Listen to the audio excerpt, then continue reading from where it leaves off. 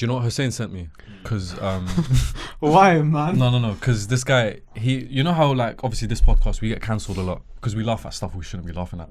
I don't know if that's why they invite me on. Okay. I don't know if you've I like Muslims. Fairs. That's good. That's good. Yeah. Thank you, bro.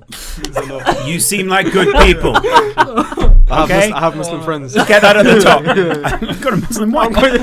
How far do I have to go to prove it? Okay, cool. Yeah. So, but do you know about the Bin Laden thing?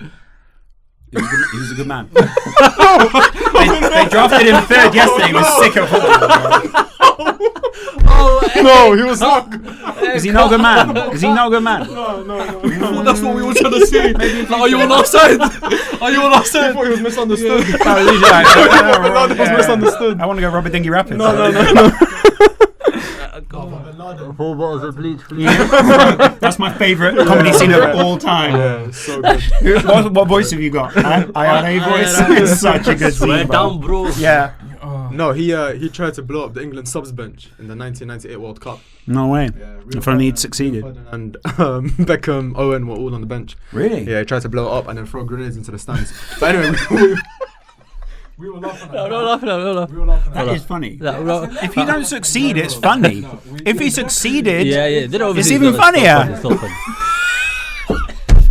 What's going on? Michael Owen. If Bin Laden succeeds, Michael Owen never wins a Ballon d'Or. Yeah, that's true. Ballon d'Or maintains. It's been a good run. That's true. That's true. But yeah, essentially we were laughing at. So that's what he was alluding to. That sometimes we get cancelled, but it's not really cancelled because you're a bit wet if you think that's not hilarious. But anyways, go ahead. What was I saying? Yeah, the video. So he sent me a video. First of all, I didn't see the video. Like it was 2 tweets that he sent me, so I got 2 messages. First message I didn't see shush. The second one was just laughing emojis, like 50 of them. So I was like, alright, something crazy's happened. So I've clicked on it and I just see a Turkish referee on the floor getting kicked in his head. It's Bin Laden, wasn't it? Oh, But like, bro, I still don't know what happened. I haven't researched it. I don't know. But it was like, In the Turkish, I researched it. in the Turkish I league. researched Last night, no? Yeah, I think so. Yeah, last They night. conceded in the last minute, and it's a relegation scrap. So they're like, you know what? We're just gonna scrap the relegation. We're just gonna scrap. So he just went to the ref, and I think the ref was like, I've heard this a lot. Like they shout at me, they do this. They're not gonna he's not gonna do it. And then all of a sudden, he's just in his wedding ring with his grandmother's engraved initials, just lick him down. And then what got worse, bro, is that the stamping and the kicking. Yeah, the kicking in the head. Like he's protecting his head, and you're just seeing. And you know what? They couldn't identify anyone. So that's it's just everyone like stop him and just throwing a few kicks as well. Yeah. Do you see today the picture of him with a neck brace on? I felt sorry for him. He sent me that. He sent me that earlier. He sent me that earlier after with double the laughing emojis.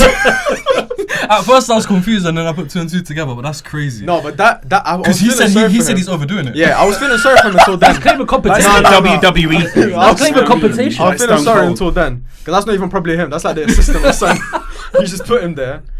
I think he had like a cast on his like toe or something as well, bro. Like you're over. The neck brace wasn't needed. The footage is there, innit? The neck brace ain't needed, bro. You got kicked in the head. No, it's not needed. Nah, kicked in the head. That's a concussion. Yeah. Max. Oh my days. Neck brace, and then he had the 2 things holding him up. Like In a wheelchair, leg out. How'd you break your leg? I don't know. It just happened. He's doing too much, man. But I hear it. Get the check in it. But because of that, I think the Turkish league is the best league in the world. Like when it comes to entertainment, I don't think, and it's not on-field entertainment. It's just non-footballing. It happened on the field. Yeah. But it wasn't footballing related. And do you think the Turkish league is having a moment though? Does that make like? Yeah. Because it went quiet for a bit. Yeah, and yeah. now it's But starting to. this started a few days ago. Yeah. Besiktas, they lost to Fenerbahce, however you pronounce it. Fenerbahce 3-1. Suspended like 5 players. Yeah. They said, you lot were ass. Oh yeah. They're all like French speaking. Yeah, Yeah, Eric they're all Bailly, Rossier, Yeah. Abu Bakar. Ghazal. Yeah, It's a good Ghazal, team. yeah. But basically, all the foreign lots. Yeah. Because I think they've got a Yeah. rule on how many foreign players they can have. They weren't blaming it you on. sure? Yeah, they weren't Wait, blaming it on It feels like they're all Mehmet. there. Did If they they do ban? that in the UK, it's like a bit of a Brexit. Yeah, If yeah, you do yeah. it in Turkey, it's Did they ban Weghorst as well? Huh? Did they ban Weghorst? Is he playing for them? No, he's at Burnley. Bro, there you go. My bad. There you go. Anyone who's Answered his own not, question. they checked in it. If your name's not Mehmet, Uzgar, or something like that, Yeah. do you get me? Right. You're calm. Alton top. Alton Top, what a player. Best Turkish player of all time, who? Him. Emre Can. Emre Can, he's yeah. If we're talking what? Did he play for Turkey? Yeah. No, so- he played for Germany. Okay, so Ozil. But he's Then I obviously- can say he's Mesut ethnically, Ozil. he's... Ozil then. So Ozil. Yeah, you could say Ozil. Yeah. Gundogan. Yeah. No. Let's say who played for Turkey. Oh, okay. Who played for Turkey? Who was the guy in the 90s who played for you? Suker. Oh. Hassan David, Suker. yeah, Hassan Hassan. Suker? Hassan. He had a brother as well, didn't he? Hassan Suker, I don't know. You know he's a taxi driver now. Damn. Let's start with the. We haven't said what we're doing, innit? We haven't even introduced ourselves. Yeah. Yeah. Oh my god, Yeah, man. That's what I'm saying. You guys That was are way too long. slacking. No, but you're editing, so you can just put this behind, and it's fine, man. Anyways, Don't we give him more thought work in the edit, bro. That's, I know what Oh, you it's should have seen Fine, last yeah. week. it's fine, man. Jad's getting better now. You know what? It's much quicker now, isn't it? We said No. Oh, damn. let's get, let's keep. We've had some big guests on recently, and we said, you know what, let's keep it up. It's coming towards the end of the year. It's basically our first year really on YouTube. We started late November last year, so let's just keep it up. So, we've got a few more coming on, hopefully in the next few weeks. But Okay. today we've got a huge guest. Thank you to Laurence. Oh, boy. I'm in all sitting next to this. Nah, this guy's a regular now. He's No, I'm here. he's part of the Bruvvahood. It's furniture, cool. part of Yeah, the he's part of the furniture. Yeah. It was me that did that stain. You were aiming. Mental. Thank you for having me. No, thank you, bro. It means a lot. man. It means a lot. McKenna, is that Scottish? Like a mix, Scottish and Irish. Is it? I think the name. Muck is a Scottish thing usually, don't know. Irish thing too. There's a lot of Yeah. McKenna's Is it in Ireland. Celtic? Yeah, it's So- Celtic. Yeah. Wait, is it? Get around. I've never understood this. Yeah, Celtic is Irish, right? Scottish. It's kind of a mixture in Yeah. that area, but predominantly. Because whenever I think of Celtic, the team, Yeah, I always think same. Irish. Really? Yeah, I always Yeah. think They have Irish. a lot of- Celtic are Scottish. So. Yeah, but They- they they- have a lot of Irish roots. Yeah. It's the green. It's the religion. green It's as the well. religious Yeah. aspects as Yeah. well. Like the, Sounds like a Catholic team. Yeah, I never remember which side is which Yeah, because yeah. technically Liverpool were a Protestant team at one point, but okay. none of my family are. So. Damn. Yeah, like Everton. I haven't heard Protestant since Yeah. year 7. Really? Yeah. Shows what kind of school you went to. Yeah. So obviously I went to a Catholic school, like where your family come from, etc. Never heard they were Muslim until I was like 18. Do you know what I mean? Like they were like, yeah, Catholicism. And there's some other ones, but like Catholicism. Do you know what I mean? No, I stopped learning about it in primary. Yeah, primary. I said year 7. Yeah. I panicked. What was it? Labour? No, not Labour. What's it called? Labour. Labour? Nah, man. What's the one? The family. Conservatives. Tudor. Oh, Tudor Tudor. times. Oh, The Labour times are my yeah. favourite times. The Labour times. Yeah. Labour, big Henry up. Labour. Yeah, that's the one. And obviously, next thing we've got a La Liga legend. We've got a European man. You do identify as a man. Yeah. He does. Remedy, it's been a while. Thank you for coming on again. ¿Qué pasa, hombre? ¿Qué you, tal? Remedy. ¿Qué tal, amigos? Alright. Wow. Let's calm down. We'll speak, By the way- we'll speak about that. Yeah. Quickly. For speaking a foreign Quickly. language? No. Okay. Okay. For breaching privacy agreements. No, So- actually, no. Wait. Oh, Not just that. okay, Not just okay, that. okay. Not just that. No. It's worse because one person in the group chat, one person. It needs context. Okay, that's what I'm going to come to the context. Said that Xavi shouldn't be in top 10 midfielders of all time. One person in the group chat of about 12 people. Yeah. He's gone onto Twitter having a chat with the Barra Bruvvas boys. Yeah. They seem to think that Xavi is not a top. Now No, we're they getting seem to think Thiago is better than Xavi. Yeah. Are we getting- Thiago, Alcantara. He's up there. No, listen. did you try and like use your social media clout to like get them attacked? to kill us. Yeah. So people asking for addresses, bro. Did you try to cancel them? Yeah. Any attention is good attention. That's true. No. Any attention. No, that's true. Not when he's outside my yard screaming. Yeah. Man, For take some the other spiky card head back. you, That I bro. see was someone say this is why no one watches that podcast, Yeah, it's mad. and he follows me. wild. Some people hate follow. Yeah. You should be able to do that. Yeah, man. But Remedy? That's not cool, Yeah, man. it was deserved. That's deserved. Yeah, cool. He's just trying to get eyes on your Yeah, content. exactly. Yeah. Never exactly. again, I'm never These trying guys are morons. Go listen to their stuff. Idiots. They're my boys. But yeah, we said, you know what? End of the year. Nearly. Nearly end of the year. But let's review. Not really review, because I don't really like to call it review. We usually do reviews at the end of the season. But let's just go through the top 10 teams we're going to concentrate on the most, top 10 in the Premier League currently, and say if they matched our expectations, done better than our expectations or below our expectations from when, if we're comparing it to the summer, from before the season started. So do you want to get started on the bottom teams, or do you want to kind of just do the top 10? We can kind of go to the bottom teams. Like, do you remember who you predicted to finish? Not really. I feel like you had Burnley high. Yeah, I did. Like 15. Like 14, 15. 14, yeah. That was like how. And I had Everton. I had Everton in the relegation. Okay, that's okay. I do want to touch upon that a little bit. So we'll touch upon it a little bit. But before we get into it, shout out to our beautiful sponsors of our Ripple. Ripple.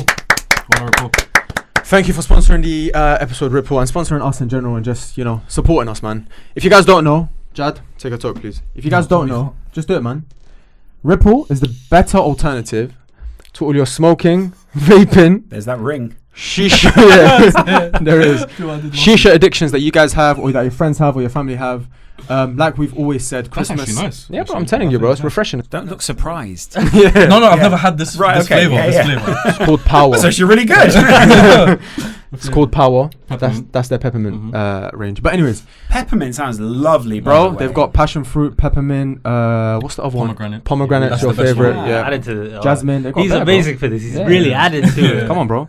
But yeah, Christmas is around the corner, guys. If you want to treat yourself, you want to better someone else's lifestyle, their health, all that kind of stuff. Someone you care about, friends, family, whatever. Franz. Friends, because Good we old are Franz. inclusive of German people. Some of them are called friends. Yeah. As we know, Franz. Franz Beckenbauer. Good. Yeah. One of the greatest striker, attacking midfielder, centre backs of all time, bro. 100%. Someone's play FIFA. But anyways, if you guys want to save some money whilst looking after yourself, use code Barra Bruvvas at checkout. How much you get off, Jad, please? 15%. 15% off Amazing. and free shipping. So yeah, thank you to Ripple. And yeah, let us know if you purchase one, guys. We'll give you a shout out in Instagram. Cool. Of applause. Let's go. We can start. Yeah. Do you want to get started on the bottom three? I just want to touch upon them a little bit because that's the rest I don't really care about up until 10.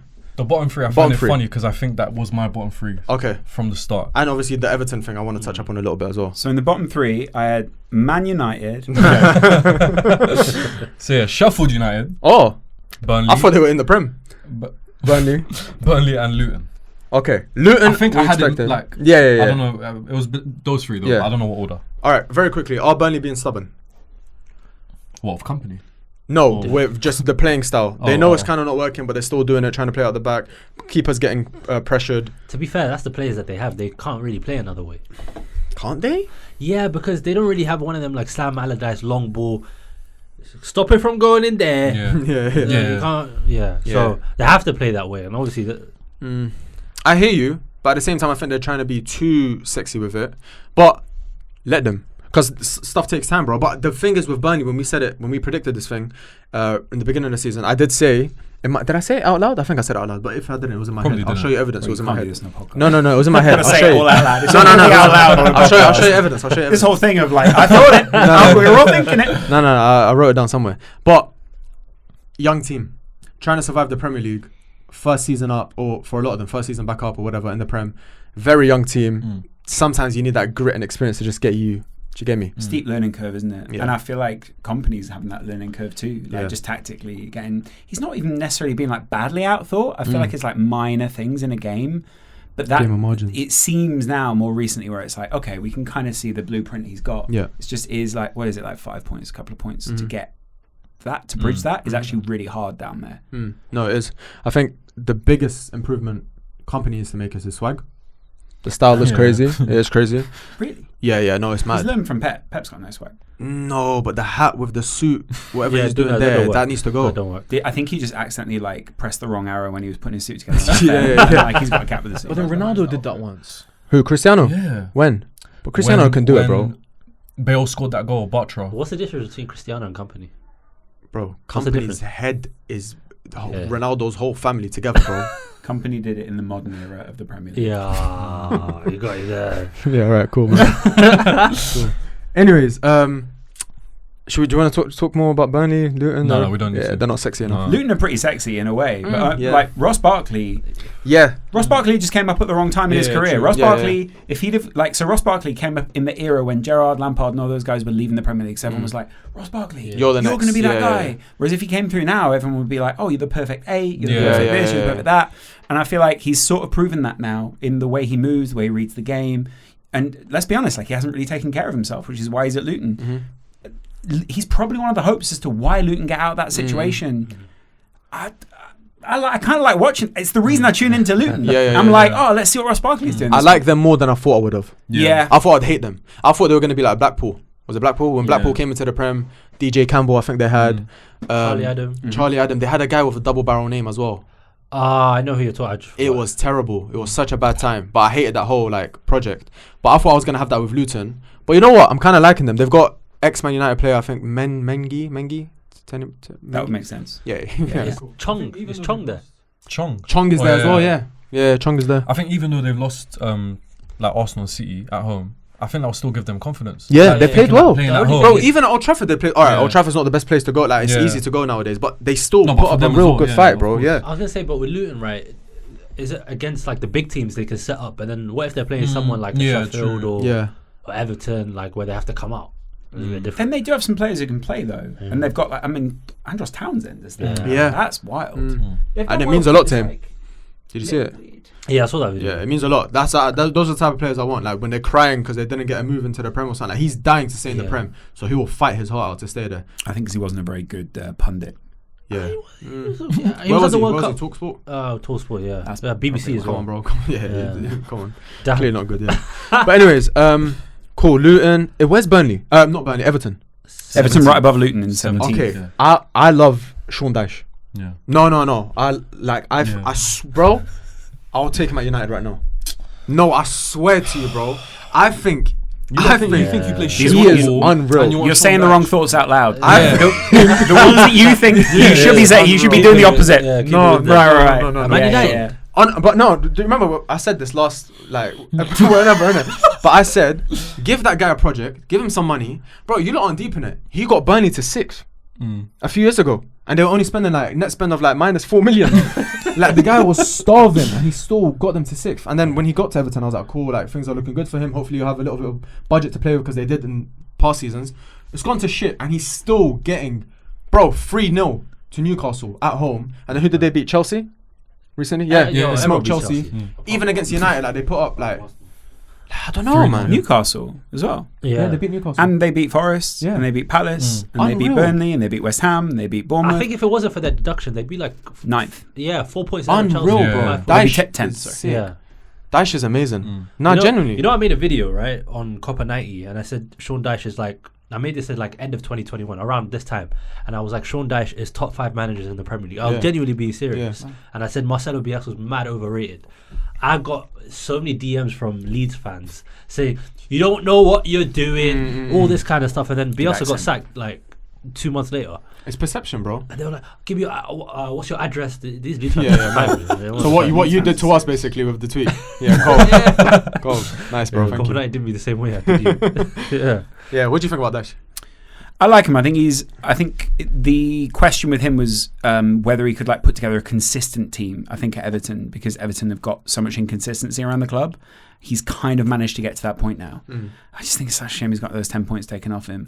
I feel like he's actually showing with attacking tools, he can actually put something together, which is pretty serious. Agreed. But the teams he's winning against, is it a bit like he's playing them at the right time? I hear that. Just a the little right bit, yeah. moment. And he's sort of caught a few teams where they're like, whoa, where did he come Yeah, from? yeah. It's true. Because when we played Everton earlier in the season, everyone was like, who cares? Yeah. Who's better, McTominay or Doucouré? No, wait, Doucouré on the Dyche? Yeah. No, Doucouré on the Dyche is better than Pogba. No, I'm serious, bro. Yeah, chill out, man. All right, but listen, genuinely, yeah? Yeah. No, please try to open your head on this one, yeah? Like, Open my head. open your head, yeah, open Yeah. it physically. If Dyche, I swear to you, think about it. Dyche, Spanish, doesn't have a raspy voice, and he's got slick back hair. Sacked way earlier. Really? But yeah. I think he's the class as like, whoa, this guy is like, He'll be like Emery. I don't know what if his name was like Santiago. Yeah. Santiago. Bernabeu, yeah, go on. The issue. Yeah. Something, bro. I don't know. But if he had slick back hair, the voice wasn't there. I don't know, man. If he had like a gravelly Spanish voice. Yeah, even then, yeah. That That could sexy, work. yeah. It's a bit Yeah. sexy. That should make me laugh too much. Maybe. I don't know, man. Dash is my up God. there for me. I feel like he is up there. I just Yeah. feel like we appreciate him for what he is. And he had he's done a not. podcast not long ago. You said he was top 5 manager. Yeah, I said that. Just I was saying like relative to how Burnley were at the time, because Right. at the time they were in the Premier League for how many years consecutively. So I For was the just- budget they were, bro. Yeah, he's unreal, man. Yeah. I love him. I get that. Do you want to speak about the others, or do you want to go straight to Name some. 10? I mean, Chelsea are 12. God damn. Let me gotta see. speak about Bournemouth as well. Bournemouth putting a little run together. Yeah, Bournemouth that's are true. putting a That's little run true. together, Iraola's yeah. Faisal's guy as well. Yes, yeah, the coach, Yeah. innit? If you think about how quick they've turned it around, Yeah. and last season it was like they could have been rock bottom Yeah. with Scott Parker. It's pretty wild. And Gary O'Neill came in. I was gonna say Yeah. that. Do you think they were, because Bournemouth's whole reason for sacking Gary O'Neill was because they didn't believe that maybe he could do it again, or they thought like maybe they could do better. Like an opportunity came Yeah. where they had to get this guy. They were like, okay, this guy's just way better than him. Do you think they made a mistake? Because Gary O'Neill was doing really well at Wolves, in my opinion. I don't know if it's a mistake because they're in a similar spot to with Iraola. I don't know. But I feel like also like they kind of need to move a bit like this, because if you get the opportunity to get a certain manager, there's only so long that manager's available. Yeah, Sometimes you want to implement a certain style of football. Maybe Gary O'Neill's not playing the style of football you want, and you see a manager who plays that style. Yeah. You can't blame them. It's nothing personal with Gary O'Neill, and the ownership of Bournemouth really do want to expand quick. So I say credit to It's them. ambitious, yeah, Too it's- many people think in the way the Premier League think they should think, and it relegates them. Yeah, it's true. It's I true. agree with that. Yeah, there's a lot of old way of thinking. Oh, you got to stick by a manager. No, sometimes you know what. If it's the right thing to do, like you said, the manager's available, because they're not available for long, bro. True. Managers will only come around like every 3-4 years, really. Gary O'Neill's not lacking for a job either. Like, No, like you said, he so, won't be. Yeah. He has done well at Wolves, though. I would say that, He has. especially with what they're going through. I think Wolves are really good. Yeah, Wolves are vastly improved. Yeah. vastly improved. Yeah, so much. Yeah, Yeah. Compared said- to under Lopetegui. Yeah, Yeah, oh and all my the players God. they lost. yeah. Yeah. Compared to what we said at the start of the season when we were slating them, like Yeah. we thought nearly relegation as well. Yeah. For them. That didn't look good at that point. Yeah. Santi lost said a lot. relegation. Yeah. Yeah. If you think about it, they've been stripped of basically their world-class players. They Yeah. were kind of the difference in those Yeah. games. So, you know, one's gone to City, one's gone to Fulham, and now they're both kind of ripping it up. Yeah, Really, it's true. well, yeah, Fulham aren't ripping it up, but Yeah, they're- yeah. you know, Yeah. you get what I'm saying. Yeah. I mean, last 2 games, Last 2 games, 5. ripping Damn, those yeah. games up. Moises. West Ham as well was surprising. 5-0. Bro, Rice ain't that great, man. 11th, 12th? That's a rest. Huh? Where are they in the league? They are 9th. Because they're having a weird season. All right, wait. Let's Oh, go. that's Let's nice. go. Yeah, yeah. You've got like a weird section of teams, Yeah. and Let's go Chelsea are right Chelsea. behind them. Yeah, let's go Chelsea first. Let's go. Yeah, I want to go Chelsea. Now we'll start. because No- we no one wants to we go put Chelsea. them 6th. Who's we? Yeah. I mean, Collectively. collectively, Collectively as a voting group. system. Yeah. They came out to 6th. So Yeah. did someone put them higher and someone put them lower? Yeah, and then we Yeah. just put It's like just an average. The average, basically. So of what was everyone's. who was the low? Who's taking the low I on think Chelsea? I was. I think I put Right. Chelsea. I think I put Chelsea 5th or 6th. Yeah. I think I put them 8th. Yeah, I think I put them 8th as Yeah, well. because I was just looking at everyone else, and I'm like, Yeah. Yeah. everyone else has improved. Yeah. I don't know if they I have. think 8th or 9th, you know, I can't. And lie. you know what, I you- think Zach put them 3rd. That's why. Because remember, Oh, Zach is was it? like, he Oh, thinks they're they're gonna gel together, Yeah. Poch and all of that. Just give them time. To be, that's not bad logic. Yeah, it's not. No, but, it's not. In theory, it seems like the right thing to do. But the reason I mentioned their signings here, last week when we done the top 10 Wonder Kids of 2013, out of the 20, I'd say about 8 or 9 were Chelsea or Chelsea loanees. Yeah. So their new thing that they're doing now of like signing every Wonder Kid isn't a new thing. They were doing it 10 years ago as well. Like if you think about all the Chelsea players that they sent out on loan to Vitesse and all these players, Lucas all these Piazza. teams. Exactly. We mentioned like him, that. Kalas, Thomas Kalas, Wow. Van Ginkel, all these Josh guys, bro. McEachran. They signed all Oh these my players God, and loaned them out. McEachran. Yeah. We didn't even mention McEachran. Yeah. Who's the one who plays for Bournemouth now? Brighton now. Gilmore. Gilmore. Yeah, Gilmore. Billy yeah. Gilmore, he yeah. was- Yeah, very, very highly rated. So they're kind of doing the same thing now. So when we think, oh, but in 5 years they're going to be unreal, but Yeah. are they? Yeah. 'Cause I think their they've done system's it. slightly different now, though, isn't it? Like they are signing the players, and mostly they're just keeping them, or they think they're going to be good for the next. And it's look at that starting lineup. Like that is a starting lineup where you'd be forgiven for thinking they could finish in the top 4. Yeah, of course. But do you think Chelsea have signed? Someone said this. I can't remember who. Someone said that are Chelsea signing the right players or are they just signing players? Because I don't think they look at the left centre back, for example, and say, okay, we need this style of player. Certain This left person. back. They've got Colwell there. Listen. I don't think they do that. Or I think let- Colwell's going to be that player for the next however long their left-sided centre back. But that's just one example. I don't know. I'm saying all over the He's pitch. good, but I Did wouldn't. What, you don't think he's going to be there? I think he's a great centre back. I just don't think he's like the elite level. But that's what all their signings are for. Like even Enzo, like bro, didn't I say it? Please back me. Yeah. No, I did say no. When Did you Enzo, just think it? when we no, I said this one. I've got. Yeah, No, footage. he did. No, I actually Fair, did. We thought then you said it. Because I He said kind of it put my more hands than up. once. I said it on like a because I remember because I was scared when I said it. Yeah, because everyone was on this thing of like Enzo was untouchable. I said, all right, boys, like this was in the summer. I said, all I'm saying is that if Enzo doesn't perform in the first few months, I'm questioning him because he came in January and he hasn't done anything since. But everyone seems to say like, no, this guy's untouchable. He's gonna be unreal. Yeah. I'm like, no, you've got a right to question him. £100 million, and he hasn't done much until now. He hasn't done much. And then Caicedo as well. That midfield, bro, how is it better than United's? And ours is shit. Got one bald guy on loan and McTominay.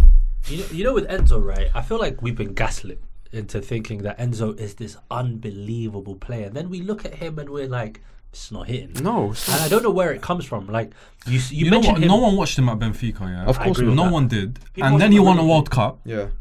He was good in the World Cup. He was very good in the World Cup. And that was it. But a lot of the players that play in the World, like this happens to a lot of those kind of players. They get This signed used up to for World happen to like pretty much all the African players that went to the World Yeah. Cup. Everyone would just Yeah. Liverpool once did this whole like El Hadj Diouf, Diao, Yeah. Traore. Yeah. There was maybe there was one other. We signed them all in one summer after Senegal went to wherever they went to, and everyone was like, "We're gonna be terrible," Yeah. and we were. A lot of we spoke about this earlier on the pod as well. A lot of players that get signed after a good World Cup or a James big tournament, Rodriguez. James, all these guys, they don't usually do well in club football. I think James World- Rodriguez was pretty sick though. No, I but mean, even like his compared career, to what like, he was, after the yeah. World Cup, the Compared to potential what and he stuff was. like that. Injuries. Yeah, of course. Do you think there's at all an issue with? I think he's the best of the bunch in that midfield. Enzo. Yeah. Yeah. I mean, I know Gallagher's having kind of games where it's like he passes the eye test. Yeah. And statistically, I don't mind Gallagher either. I actually think he's like, it's weird. I always think Mason Mount, if he'd have stayed at Chelsea, would have been like the perfect player for them in that position. I don't want him at United either. No, he would have been good at Chelsea. Yeah, stay there, bro. Maybe talk about that later. But like Gallagher's done a good job of filling in for that. Yeah. You're talking about them signing players, their technical ability. I don't so much question the technical ability. I think any coach can come in and the right coach can coach them up. He's probably still feeling out the squad, working out what he wants. If you look at the players who won the Champions League just a couple of years ago, there's like 3 of them left. And if you think of the players that were winning the Champions League with them a few years ago, like that team, they still had like memories of what Chelsea were. Not that they were Mourinho Chelsea, but that kind of team. And there was a culture at the club, and that culture now seems to be completely gone. And that I don't actually credit Abramovich for that. I actually think I credit Mourinho almost wholeheartedly for setting up a culture of success, probably a toxic one, as he did at Real Madrid as well. Before sure, they won yeah, the Champions League. and I get that, and I think those things that they stay for a little while in some of those players. Some of those players keep a work ethic that a manager puts into them. You know, there are quite a few managers who let a lot of teams go or are a bit more laissez-faire. And I feel like that's now gone from the team. And I'm not quite sure. I think Poch can bring that back, but he's got to revive it. Yeah. And to an extent, people are, what are we trying to get from the past? That's the problem. Are Chelsea trying to be what they were, or are they trying to be a whole different team now? I think they're caught between the two. Yeah. I don't even like Poch either. Really? No, I think I think when it comes to Poch and Chelsea, I could actually speak on them because I've watched some Chelsea. Cap. Go on. No. Honestly, and when it comes to Chelsea, like when you You watch Cadiz, don't try it, bro. no, genuinely, when it comes to Chelsea, I think Poch sets them up like they're too leaky.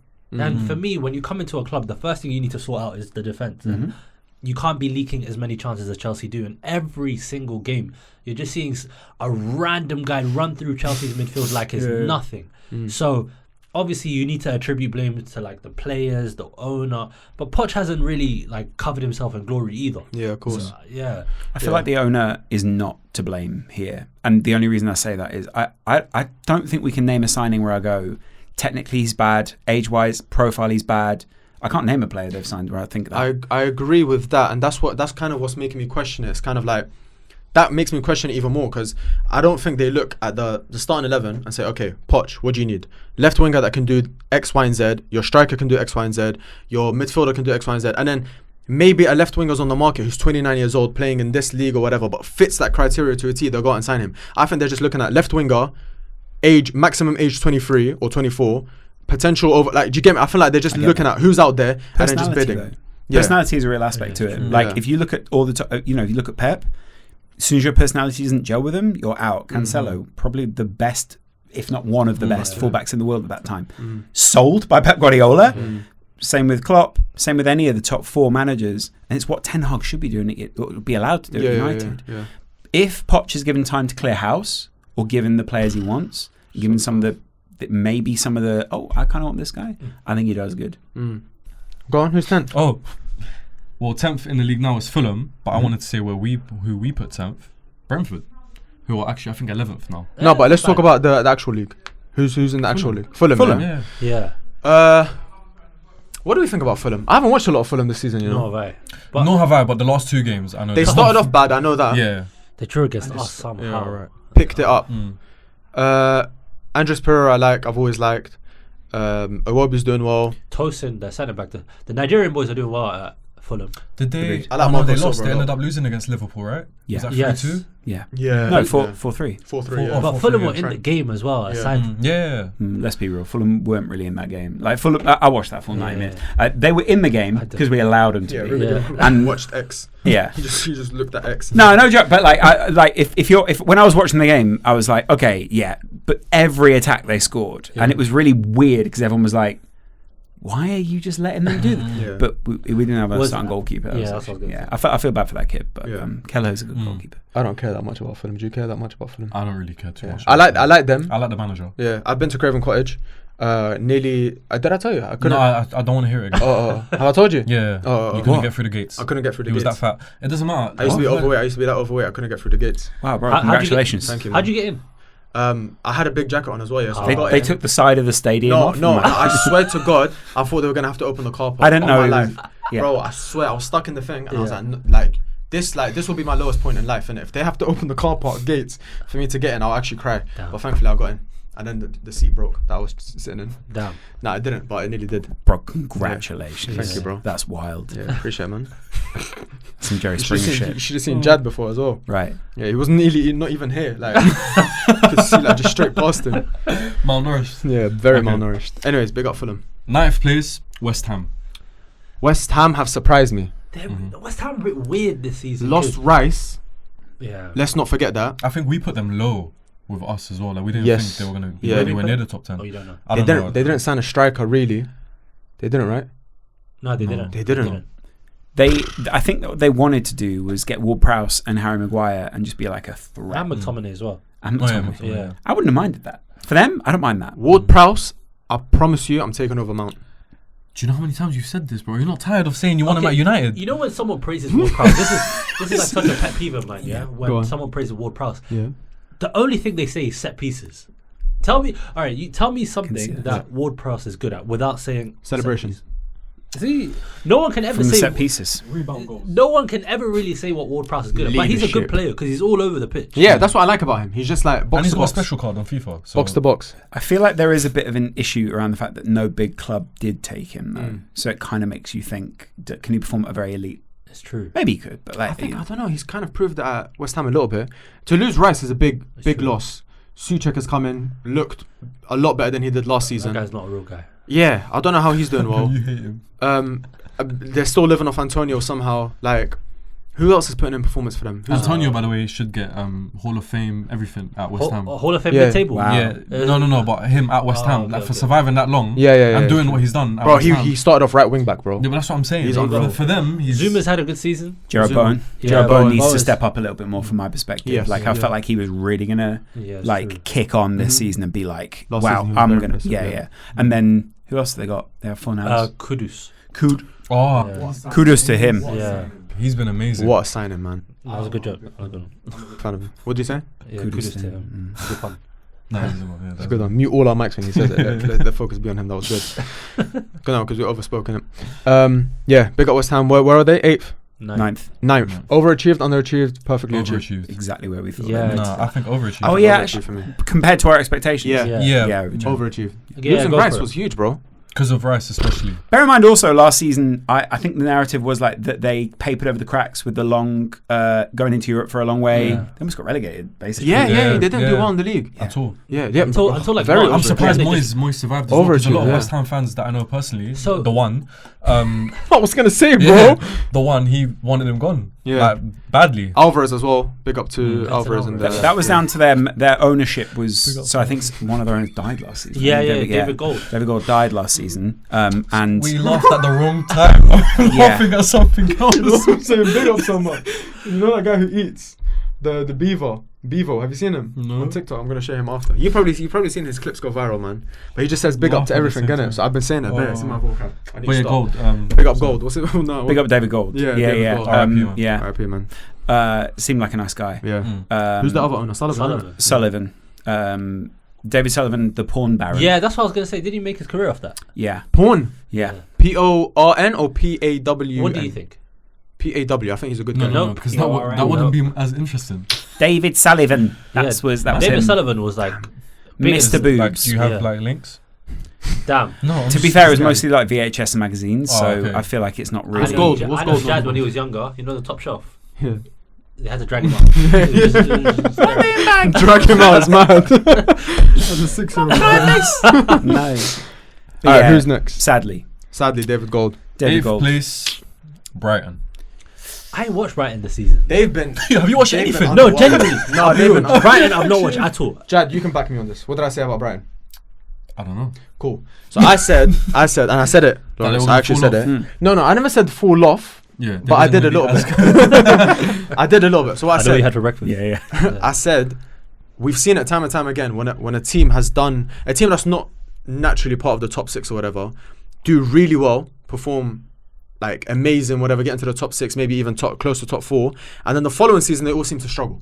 We don't know why. Burnley have done it, Villa have done it before, West Ham. You know, we always think they're gonna push on. So I said, what's different about Brighton? They might, you know, been close to top 4 or top 5 last season, but who's to say that, you know, the loss of Caicedo was huge for them, like McAllister as well. Just let's think about it, innit? Because everyone was predicting, I think they're gonna break into the top 5 or whatever. Yeah. I just said, I don't know, man. You get me? Like, I'm. But I can't lie. Looking at this, they're level on points with Newcastle. Yeah. Roberto De Zerbi's done a good job. I actually think in many ways, like, they moved Potter on at the right time. Yeah, it's true. Moving on from Potter, like, has almost been a blessing in disguise. They're so good, man. And De Zerbi is like, I mean, you know, if Pep goes, he could.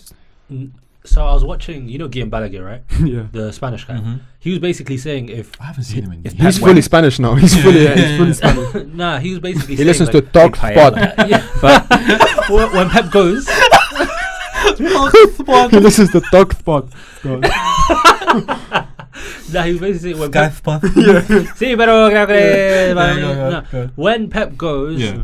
Man City want De Zerbi. Like, Thank you. Who that's said it. that? Guillaume. Yeah, Guillaume Balaguer. And he's But he very waffles close to a little bit. No. No, he's very close to Pep. I've He heard said- that he said from Benatia multiple also. different people. Oh, is it? Mm. Okay, cool. And like people who are close to the club. He That seems they're like a Sources. Pep Yeah. successor. Like Pep seems like he will choose him himself. Yeah, he As would. like a bit of a nutcase. Like he seems like my. Because he looks a bit like Xavi. Yeah, he looks a bit like Nah, Xavi. He Pep looks was. like, yeah. He does. He does. It's the hair. Spiky hair, head it's the hair. managers. Like They Ali either hit James, or miss. yeah. Yeah, they either hit or miss. Now Pep was actually saying, Guillaume Balaguer was saying that Pep Guardiola actually sits down with De Zerbi after every game, and they have like a 2-hour phone call every week, something like that. Pep sad, man. I'll be Wow. real. They're having like Pep long sad. phone calls. I every rate week, that. Damn. sharing tactics. That's what you should be doing after podcasts. We should call each other and be like, We do actually. Yeah. We debrief. Yeah. they do. After. We do, yeah, For yeah. 2 hours? No. God forbid. I No, just no spent dedication. 4 hours. No dedication. Spent 2 hours with him, man. Come on, Right. why are you looking at me? Yeah. No, but Well, that's the same with Pep. Pep's just spent 90 minutes watching football. He doesn't go, I wanted to spend Yeah, it. it's true. No, true. dedication. Well, do you want to get there or not? It's really, you know, who's dedicated? You know, true, it's true. Who's dedicated? This guy scrolls Twitter all day. Yeah, I it's do, true. I do. I have no life. No, but what I'm saying about Brighton is they seem like they've got a replacement for anyone and everyone. Like Yeah. already lined up. Like De Zerbi's gone, they've got a replacement for De Zerbi and De Zerbi's replacement. They got a replacement for the tea lady. Everything. Hey. CEO's got himself replaced as well. He knows who he's getting replaced by. He's changing things there. He's like he's making them into a brand, like, Yeah. which is what you now need to be to get into the top 6 and stay there. They've made a documentary about the team, I like trying to Brighton shop a that lot, man. around. Brighton fashion.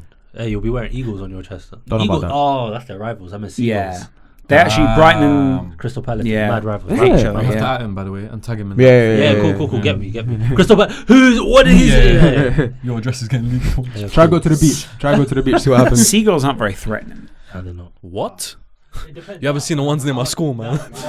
After lunchtime. Bro, what do you mean after? During During lunchtime. lunchtime. During I got lunchtime. shot on. There Yeah, I was got no shot on. lunchtime. Ballsy They seagulls. didn't let Yeah. you. Yeah, I got shot on. Because then we used to have the. No, I did. I swear. What about at lunchtime? Huh? Right, just checking. No, at lunchtime. Yeah, no. We used to have the pizzas. You know, they would sell them Yeah, pizzas yeah. at like £1.20. Yeah. Seagulls loved it. We're in the canteen. Loved it. And Yeah. the pasta that was 90% water. Yeah, that was. To them, it's that just was cheesy so bread. bad. Mr. Pasta. Pasta King. Pasta Yeah. King. Oh, Pasta so bad, man. So Did you all go to bad. school in London? Yeah, we did. Sounds miserable. Where'd you go? Sounds hard. Like out in some little village mid the nowhere. But- It's like But Burton. we sound miserable. Burton. Huh? We probably had the same people that provided food, but in London they just watered it down more, and Yeah, there was like probably. a little less cheese on the pizza and But stuff. what did you guys play in PE? But we had to sports. Yeah, but like what time? Like were you on horses and that? B-roll. No, bro, Oh, I'm not okay, a private okay, school okay, kid. okay, Yeah. just checking. No, bro. 'Cause for us, anything outside of touch London- rugby, snap me. That's his way of saying anything outside of London. Yeah. is Anything like- else called is like Yeah. rugby and horses. Yeah. It's Okay, either that. cricket. You guys have left London, right? No, of course. You've been north. I mean, we I've went been Manchester. but at the That's Etihad. wild to me. That's wild. When you live in London, you live in such a bubble. No, I know. I mean, I've lived in London now for like 15 years, but Yeah. like I know the north exists. Do you know what I mean? Yeah. No, we don't. Our No, for north us is it's like- Watford. Do you know what happens though? Is like people go to like Manchester and they go Manchester Piccadilly, Manchester City Stadium, back to Manchester, Yeah. back to Premier Inn, Yeah. back to, Yeah. and they never really see the culture. It's the same in Liverpool. It's like you would get a car from with a Premier Inn to Anfield. Why would you go to Goodison? Like and then back. Back to Yeah. London. You never see it, and you go been north. Yeah, it's true. Yeah, that's You literally follow what I did. horses? I went to Anfield. I went when Went to Anfield? Milan yeah. against Liverpool. Wow, A few good years game. ago. Ali ain't even got time. Very good. Yeah. Inter or No, AC. AC. Yeah, sorry, He's that supposed hurt to me be a that, bit. yeah. All right. Okay. But I went to that game. He looks like such an AC Milan fan as Yeah, well. he is. It's good. You look like an AC Milan Such a fan. good. Because they He look looks like. like an Inter fan, doesn't he? He really, you two look like you could be on like an Italian show where you completely disagree on everything, and you're like, vaffanculo. Yeah. Fuck you, fuck Yeah. bloody fuck you, Boston. Yeah. That's Indian, by the way. That's mad. No, you gotta book him for that, bro. Just because they both start an I, bro, doesn't mean you can just mix them up. He quoted the most famous Indian Yeah, meme video. Actually, Labeled as Mario. You can't do that, bro. this is such a London thing. Like you've never left it. Do you go into like Italian restaurants and order like a chicken tikka? Chicken tikka. Fusion. Good. But yeah, so I Nice. went to Anfield, drove there, drove back. Went to Etihad, drove there, drove back, and Birmingham for a different reason. But I was at the Bullring and then Bullring's train nice. all the way back. So I haven't. Bullring's I not really haven't- Birmingham though. Do you know what I mean? Like, But there's I a think lot of that people was- from that's- Birmingham, yeah. but like I get that. Yeah, Yeah. it's like a clean sort of Doctor Who type Birmingham. But yeah, LDN for life. I haven't. Yeah. No, Well, credit to you. Like, but I'm just saying, like, growing up in like my son's growing up in London now. Like, I fear Yeah. send him school. Do you know what I mean? Yeah, Because yeah. I didn't grow up in London school. It's like Yeah, it's scary. there's no flowers. You know, Yeah. Remedy got bullied a lot, he said. because he kept doing this accent. Yeah, that's true. That's true. Pissed off all the Italians. And Do you know, Yeah, it's I know probably- exactly the kid you were in school, Go on. and I don't think you got bullied. I think you were the smart kid that the bullies liked. No, we didn't really have bullies in our school. No, that's cap. Called you a what's No, your? I was the social butterfly. Yeah, Yeah. that's you were smart. Yeah. Yeah. social butterfly. Yeah. How was you in school? How was I? Was you popular? Would you say, or was you quiet? Did you have bullies as well? We had bullies. We went to Catholic school. You only get bullies at Catholic schools. I wasn't a Catholic.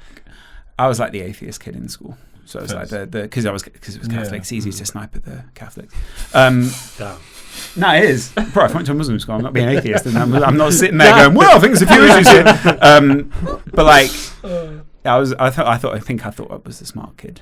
I was like not as good at football as I should be, but I knew a lot about football. I've always loved football. You guys probably the same, right? Yeah, for Yeah. sure. Loved FIFA.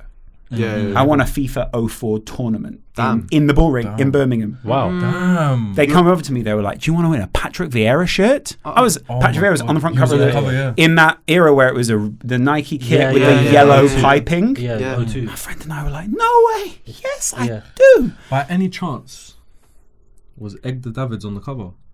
That was the year before, That the year was- after. damn it. Yeah. Year before, I think. Vieira so he was was 03. Ronaldinho and No, it was Vieira Del Piero?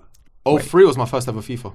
Bro, you make me feel. I still old, remember. bro. I still remember a tune. Sorry, it's 05. Yeah. 04, because 04 was Thierry Henry and those guys, and 04 was like, I think 04 or 05 was like a cheat code because they had this thing where you could basically hit like L2 or R2 and just press a button and it would pass it to him. Oh, I didn't know that. I was playing PES 4 that year.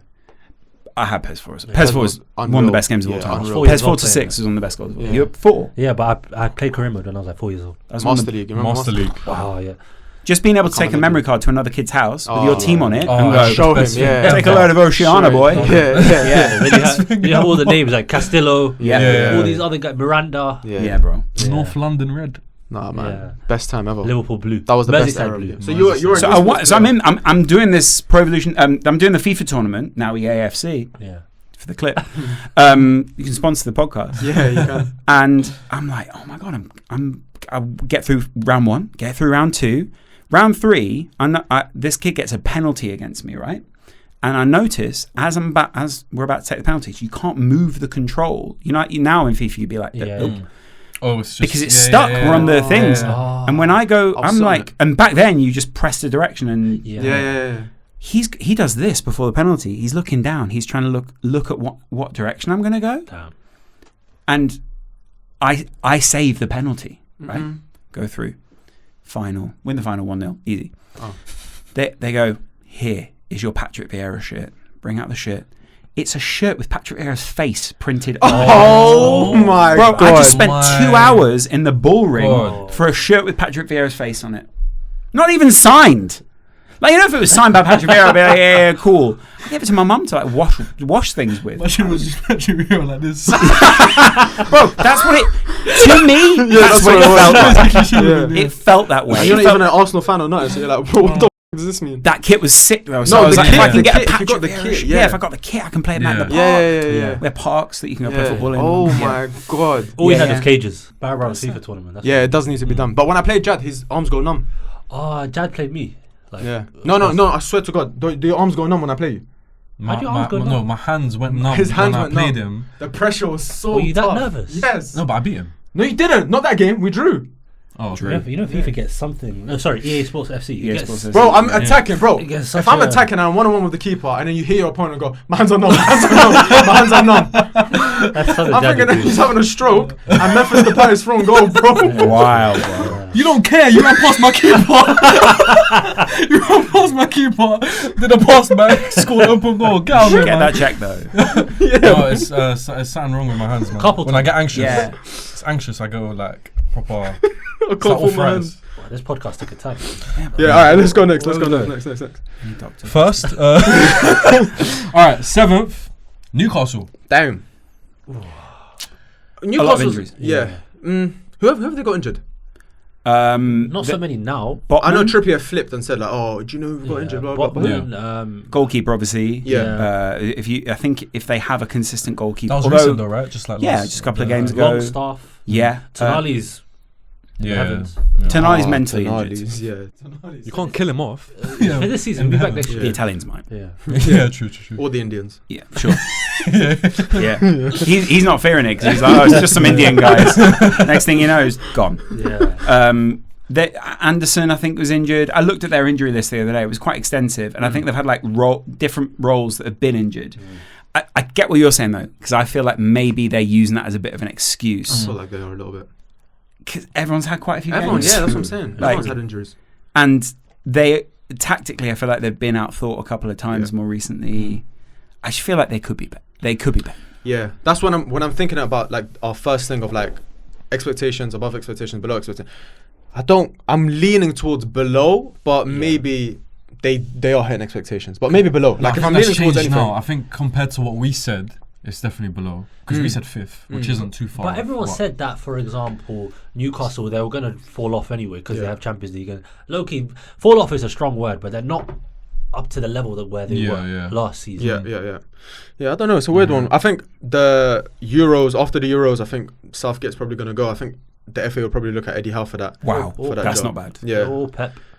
But Pep's contract ends in 2025. Yeah, I think he'll leave at 2025. Dan Burns out injured as well, by the way. Sven Botman, Joe Willock, Yeah. Harvey Barnes, Oh, yeah, Javi forgot. Manquillo, Matt Oh, that's a Target. lot. These are also all players that I think if Newcastle... Effective players though, I Yeah. can't lie. Do you know what? Yeah, like all Willock effective players. especially. Yeah. They come on for 15, 20 minutes, Yeah. 30 minutes. Make They a can difference, do a role, a bit more Of course. defensive. If you're already a couple of nil up, And they or usually whatever. do. Yeah. They usually do whenever they're subbed on. I do think, though, there were a couple of times where Newcastle unloaded on a team and should have kept some in the tank. okay. And it was a bit like, Yeah. we get it, like you're confident. Yeah, but yeah. like Eddie Howe's game management might actually be one of the things that's costing them right now. Mm. Because other managers go, cool, let's lock this down. We don't need to go on for like 5 or 6 Yeah. or whatever. Mm. Let's manage this.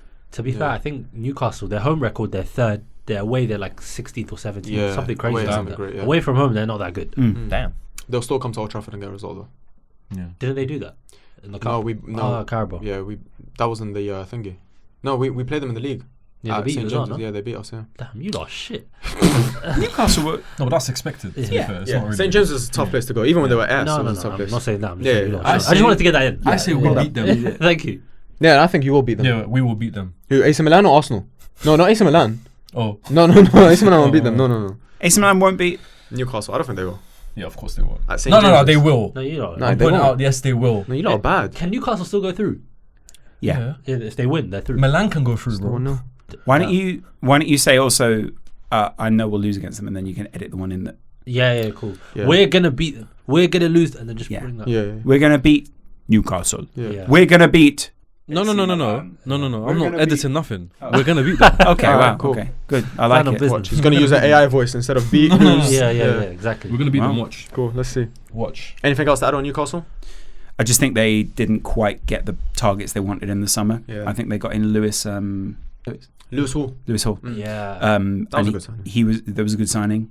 Their depth is an issue, and they haven't quite added the depth they need. I don't even think Lewis Hall's played a game. Or- No, I he think hasn't. he's He been like scored a- against yeah. us. Oh scored yeah, against but us. he He's hasn't been he's not played as much as he Yeah. should. Yeah, You're right, yeah. but I think like that was their issue is they needed to consolidate what they had, Yeah. and Tonali has really screwed it. 100%. That's true.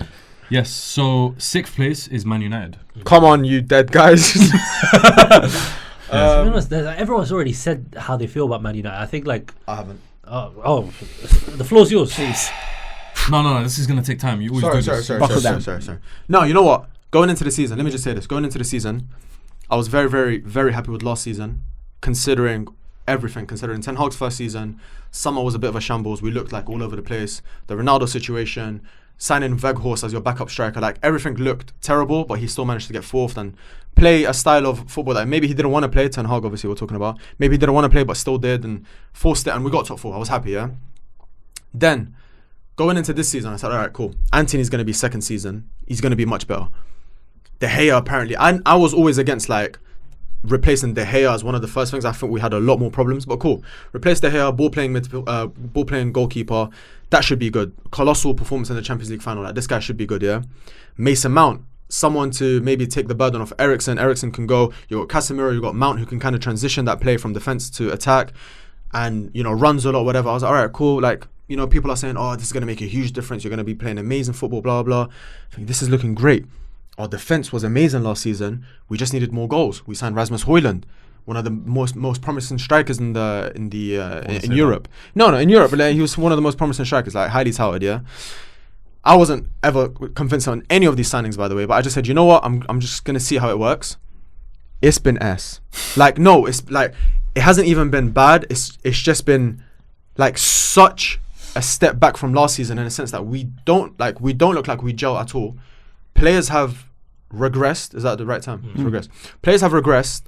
The style of play doesn't look like anything anymore. At least last season you can kind of see what he was trying to do with the team. This season I can't see anything. And the biggest thing for me, which I told you off the pod as well, is that the signings that he's made, Ten Hag has made, two summers in a row, haven't done well. So it's like to a point I was kind of looking at him and but it's Ole's players, it's Mourinho's players. Now a lot of them are his players and they're not performing well. So who do I blame it on? I want Ten Hag to succeed. I can blame the Glazers and I will always blame the Glazers. I think the ownership needs changing. There's a lot of uncertainty around the club, but I don't know what's happened. I can't put my finger in. I genuinely don't know what's happened with United. Yeah, you lot are bad, man. No, but it's just a mess though. Like literally, it just keeps getting worse, and we don't. It's like It's running out a of joke. excuses, Yeah, man. You it's don't a know what joke. to say. Like I feel like There's you no lot have- spine. you That's lot have a come big to the thing. point where you're not gonna expect anything different unless there's new ownership, and even then, it's still a risk. Like you don't know if that's gonna work. I think, But there's nothing left for you lot to say or do. don't get me wrong. New ownership not only like motivational for the players and the staff and what. A new strategy is what we need. We need a clear identity. We need someone to come in and from top to bottom. from top. It does. Yeah. It does. But at the same time, you can see what type of personalities players have, and I can just tell you by watching these players. Forget the ownership. These players don't have a spine. They don't have a backbone. So when I'm watching Liverpool, for example, at 3-2 down against Fulham, and they bring it back 4-3, that used to be United. I used to feel that with United. I used to think that we could do that. Yeah. Cool, we had a moment against Brentford early in the season, but I genuinely don't see that anymore. I don't see us going to Anfield and putting on a man's performance. I don't see like men in that team. That's the biggest thing for me. Like when you talk about Bruno, these guys have suffered 7-0 defeats, 4-0 defeats, 5-0 defeats to our biggest rival. So why they lead in a team? That's what it is for me. We're just shambolic. Remedy, you got anything to add? No, I was just gonna say, like, for me, firstly, I think the players are dreadful. I think if you're looking at a bunch of players that have come under different managers, how are they ever going to succeed, or how are they ever going to perform? Because they're coming under so many different playing styles, different philosophies. But man, Ten Hag, man, like I'm watching like Man United chase a game, especially against Bournemouth, and I'm looking, like, for example, I'm very used to watching Arsenal play, so I know when we need a goal, we'll set up in a specific way. We see all the rotations, we see the movement. I'm like, I know we're going to score. When it comes to United, I'm thinking they're just passing it to Dallo and he's crossing it in. Yeah. And No, if you're it's bad. chasing a game, you need to move the opposition. You need to find gaps. Man United don't do that. And obviously, the individual quality isn't the best. Like Rashford this season, he isn't in form. Bruno, he's up and down. That guy Højlund hasn't scored a Premier League goal yet. So you have all of these different factors, and then you have a manager. Like, I hate to use this as an example. We've seen that Rondo video. Oh, That's bro, just yeah. an epitome of That's how scary, yeah. Of how how bad United are. And You seen that, Laurence? Yeah. Yeah, it's bad. But I still feel like there is an element where, because he's had to abandon what it was that he would have done at the club. Like, go back. I was watching the other day all the tactical videos that people were doing when he first came in. Some of what he is doing, some shape looks like Ten Hag sometimes. There's a few counter-attacking goals where you go, oh yeah, like that kind of looks like a Ten Hag shape. Like they finish with like that guy there or that guy there. And you can see that works. But overall, the system, he's not able to implement the system he wants. And I think you're talking about the signings of the summer. I think the bigger thing is who you didn't get rid of in the summer. I think it was very clear who had an X on their back, and it was clear he wanted to move them on. And for some weird reason, the ownership didn't manage to finish that. They've offered people contracts that they probably shouldn't offer contracts to. And they're extending people where it's like, why do that? Yeah. And then you've got not toxic elements in the dressing room, but elements where you look at it and go, why is Sancho still around? Yeah. Why is Maguire still around? Maguire could be doing a very good job for West Ham. yeah. And to an extent, it's good they kept him if other people are injured or whatever. But you see that list of players they want to get rid of. Varane, Casemiro, Van de Beek, Sancho. That adds to Maguire, Martial. Yeah.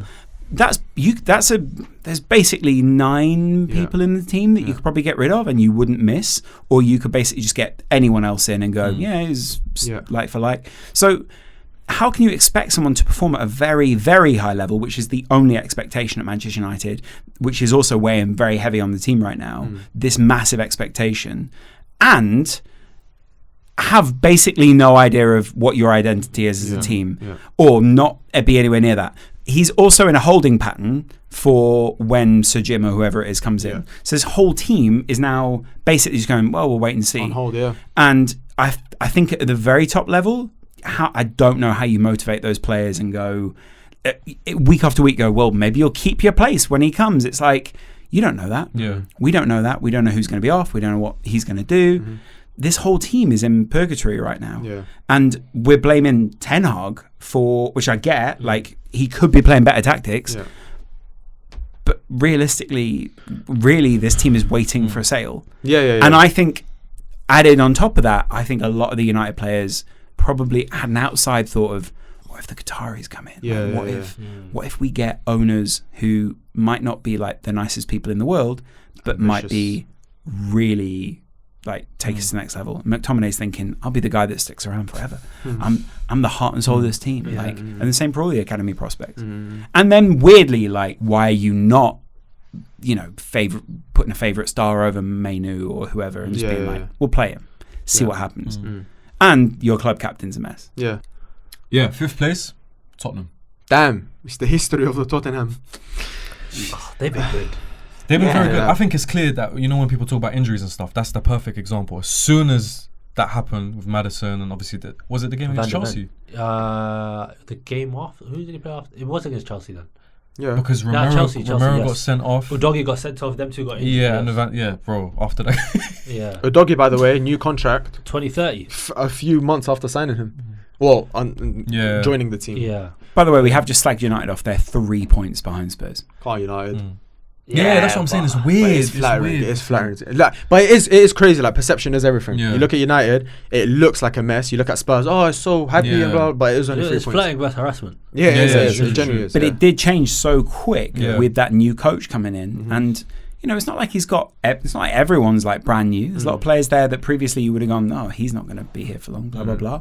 He's basically just fitting those guys in the right position. And it's kind of damning of Ten Hag. It's kind of damning of Pochettino. It's kind of damning of all these managers that are like, no, we need time to work our magic. He's just come in and gone, you go there, you go there, you go there. And it works. I know it's easy to say, but the most impressive thing is without Kane, how they're Unreal, playing man. Because no one expect. I don't. That's think the we big thing, expected that. yeah. Because we spoke about. I watched the predictions video, our one, and we were saying that if he was to go, how do you even like? I remember what I said It's a about big Ange. task. I said, this Ange guy, I'm not sold. Yeah, I'm not you- sold at him. I said, I don't think know why he's they got gonna- this guy. Who's this guy? Really? Yeah. I said, this Ange, I think he's gonna be like another Brendan Rodgers. Like, he's just gonna come in and Hey, dip. respect Brendan Rodgers though. Yeah. No, man. Come on, because I don't know, man. I just thought he was a joke, man. Like, he had a nice little project at Celtic and he done alright. He's your next manager. Be careful, bro. I don't know, man. I wouldn't mind him. I like Ange a lot. But the Kane theory is like the Ewing theory. Ewing theory and Yeah. Bill Simmons. Yeah. It's the accent for me, man. They have no idea what Ewing. No, They have no they idea don't, what. they Do you know don't. who Ewing. Patrick Ewing is? Patrick Ewing. Yeah, man. What does he do? Played for the. Played for them. It was Carolina Bucks. Trying to go right? Yeah. Yeah. Bro, that was I was talking about that was a series of noises. Chucky Rhino Bucks. You heard of them? Yeah. No, I know who that is. Yeah. I don't know. No, You I don't, don't know, bro. but I He know played it's for familiar. Knicks. He was a very famous player. Okay. There was a theory. What's around Knicks? him. New York Knicks basketball. The Oh, is that Knicks- basketball? Madison Square Yeah. Garden. Oh, is that who Joey supports? Oh yeah. Yeah, okay. From Yes. Friends. Yeah. Yeah. And there was this, there was this theory, right, that when he wasn't in the team, he was like generational talent, like in the Michael Jordan era, one of the few people that people were like, well, maybe he could take Michael Jordan on. Not directly. And the idea was that when he then wasn't in the team was better. I feel like it's similar to Ronaldo a few seasons ago at United, where it was like, hey, it's great to see you back, but Get out of the team. thanks for this. Yeah. Kind of similar with Harry Kane. Yeah. It was Yeah, a bit yeah, like, but I felt like that theory had been around for a while, where it was like, look, get rid. Liverpool did it with Coutinho. The best one I have is Arsenal when we lost Thierry Henry. The season after he left, we were challenging for a league title. That was a good team. We were very good that year. that We had Reyes? No. It was Adebayor, it was Fabregas. It Oh, was wow, It was yeah. unreal, man. Flamini, Van it Persie. was Hleb, Rosicky, Diaby. What a Van Persie team. not there. Alexander Van Persie Hleb. was there. What a player, Said man. his name. But he was on the wing. Was he injured? Who? Van Persie. Yeah, he was injured for a lot of this, Yeah. but he was there as well. Yeah, I like Spurs. I like what they've got going on. What do you think about that little stint that they had where it's like, oh no, here we go. Now this is the real Spurs when they started losing, drawing.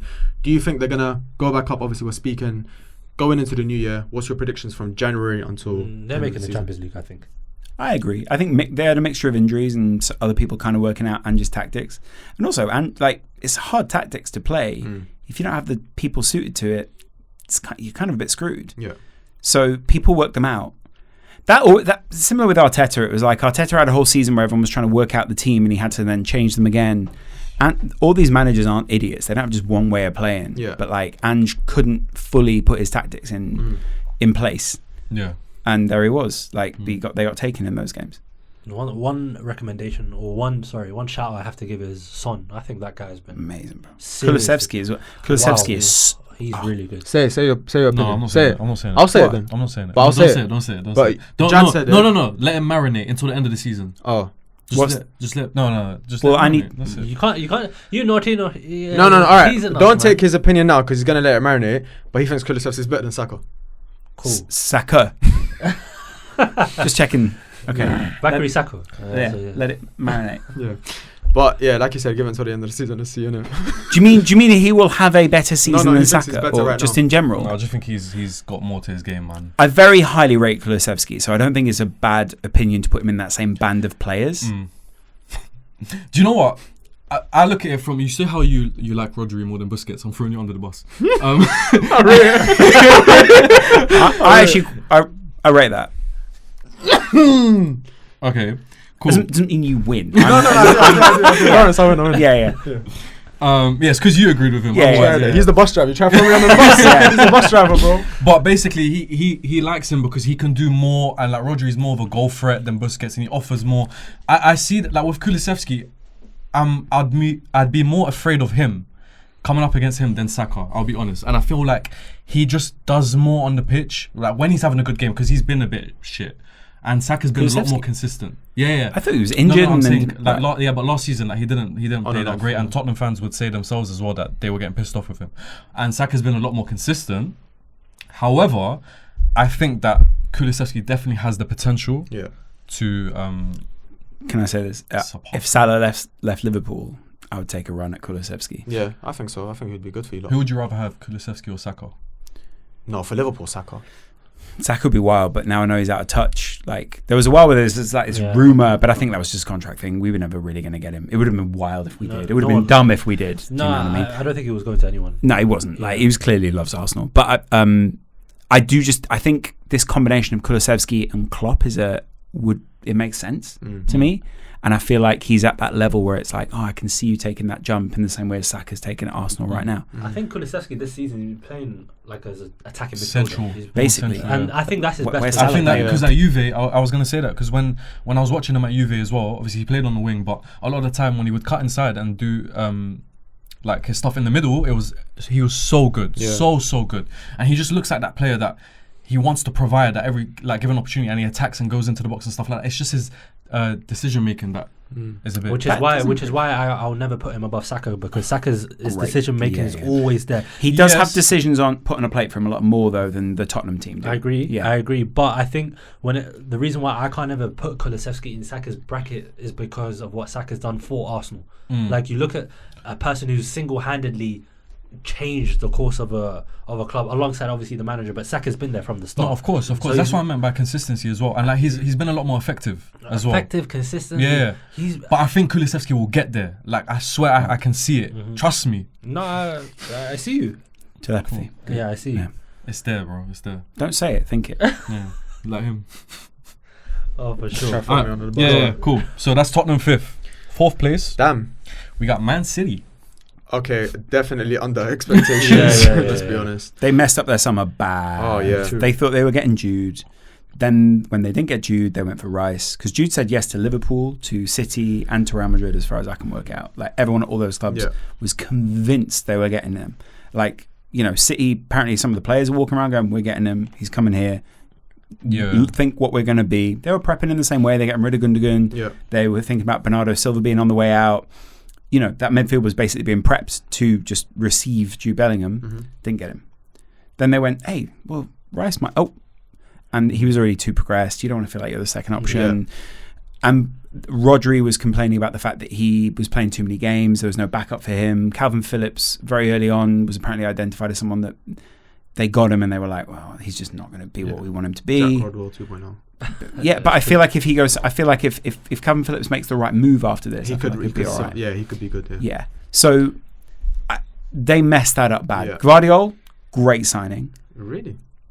I mean, I don't really rate him. I say lately he's been getting cooked a bit, but I think he's just been getting exposed in that position. I think Guardiola just likes his name. No, you're like the bougie version of me. What do you like think Bulgari. What do you think about the whole?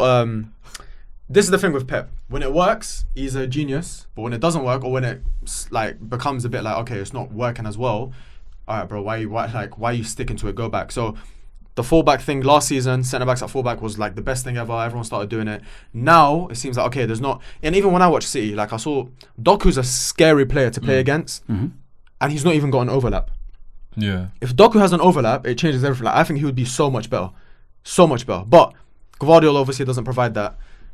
Is it a thing where, do you think that's the problem? Do you think it's the personnel they've got? Do you think it's the treble winning season and now they've got, okay, we're a bit like complacent, which is human nature. What do you think it is? They're halfway through a rebuild. And I think they just don't have their final form yet. And I worry if they got someone good in January.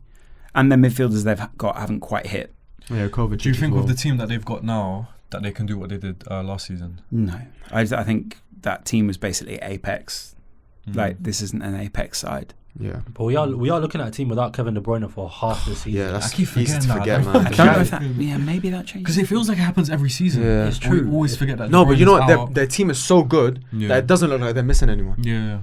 Like it genuinely, like you could just see that starting 11 is still unreal, bro. It's still Yeah. one of the best starting 11s in the league without In De the Bruyne. world. But for Yeah. me, they're like replacing Gundo is so hard. Like I was going to say Yeah, that's yeah, the biggest that's miss. the big Gundo one. is the biggest miss because you're looking at a guy that can do everything in the midfield, and then without him in the team, you've Yeah. got Kovacic running around. Yeah. You've got Mateus Nunes running around. Yeah, what's he on? You got Julian Alvarez running around. Yeah. You've got guys running around that aren't really providing too much to the midfield. Haaland hasn't obviously been hitting You know, the you same don't. goals. It's funny you say that because you see how sometimes you hear someone talking about their own player and how he's been bad, but then from the outside you're like, no, he hasn't been that bad, but they watch him every game. Trista. Trujista Yeah. was mentioning Julian Alvarez to us, and I was thinking he's been playing good and he's good. But when we went to the Etihad and watched him, he was just like, focus on this guy, bro. He made so many mistakes in that, and you can see exactly what Trujista was saying before. This is what he's gonna do. He was doing exactly that. So it's interesting to see Yeah. certain plays like that as well. Yeah. Hey, Do I you don't have know. I don't know where they are right now. I don't know if it's typical Pep of like, okay, we start slow and then we push on. I don't know if it's the January thing. Maybe they signed some players. Maybe De Bruyne's crazy. Maybe Kevin De Bruyne comes back You see his hair now? and he's growing Why out. does he? I didn't believe that was He's him growing in out that his hair. video. It's By the like, yeah, it's like Long greenish one. level. Wow. oh damn. way. Wait, that long? No, I've it's seen not the that video. long. You see the kid with the afro. Yeah, And yeah. he's starts dancing. dancing with Yeah, De yeah, Bruyne. yeah. De Bruyne didn't look like De Bruyne Nah, did. he's grown his hair out. That's wild. Yeah. Weird. He used to have like a skin fade now. I don't know if it it's just- suits Bad him, idea. maybe. Yeah. Oh well. Okay. Yeah. Good idea. So I don't know. Yeah, it's a tough one with City. I think Pep will just pull it together, but I don't. Last season, I still had a feeling that they'll win the league. I don't think I've got that same feeling this year. I think Arsenal are just a bit better, and obviously we'll get onto Liverpool, but I just think Liverpool are Yeah. just. really Aston good. Villa. Yeah. So third, I was gonna give it to you. This is your boy. This is your people, man. Hey, This is basically your team. Nah, not really. But I think Aston Villa have been amazing this season. Obviously, everyone knows that. I think Ollie Watkins top. You look at one guy that has been criminally underrated, even by myself. I hold my hands up. I used to have an agenda on this guy. I don't anymore. It's John McGinn. Oh, Oh yeah. Wow. He's been given specific instructions to change his game. Like it's worked. I he's think really that good. like I watched it properly against Arsenal. You can't get that guy off the ball. Yeah. 50-50 with Declan Rice. Declan Rice is grips in the Yeah, floor. yeah. You couldn't handle him. Yeah. Yeah. I was gonna say something so crazy. yeah. I know. I was gonna say I something. know. I don't know, but it was coming. Like, I can hear it. I was gonna say something mental. Yeah. It's something But mad. John McGinn's been crazy. No, but across the pitch, bro. Everyone, You've got Douglas Luiz, who when Arsenal were interested in him, I was like, oh really? Now I'm like, okay, shit. Thank God they didn't get him. You look at Leon Bailey, Diaby. Diaby, he's yeah. No, but still, bro. No, yeah, like, I know, but he has not. in a heartbeat, like if I'm looking at that Newcastle team, I'm taking a lot of those players at United. Aston Villa. I'm saying it in the point that Aston Villa. Villa. You said What Newcastle. did I say? Newcastle. Newcastle. Newcastle, man. If I look at that, Yeah. start again. Both ways it works. Yeah. If I look at that Aston Vanilla team, I'm taking a lot of players in that United. Yeah. No, but I'm saying it from First the takes point back. that I don't feel like they need to play Diaby every game No, to yeah. do well. Even like Matty Cash as well. Like Yeah. they Zaniolo. don't- Like sometimes, like before, Nah, you would even say that, without yeah. Cash. No, but the options, bro. yeah, it's true, it's true. But like without Options. them, you would think that they would struggle, but Yeah. they're not. Who's They're it? really not. Konsa. Solid keeper. Yeah. Matty Cash comes Carlos. on as Yeah, he's been good. Pau Torres. Yeah. Bro, just the fact you Moreno. can name the starting 11 Yeah. of Aston Yeah. Villa. Yeah. It's true. Previous seasons, everyone's like, That Tyrone guy. Mings looks good. Yeah. Like now, it's like you can name every player, all the subs, everyone else. Ollie No, Watkins they looks could. like he could win the league for Arsenal if Arsenal get him. I don't know about that, but No, he could. Nah, he could. Kind of damning as well, though. By the way, of the other managers like Ten Hag and even anyone else who's Poch, people like that.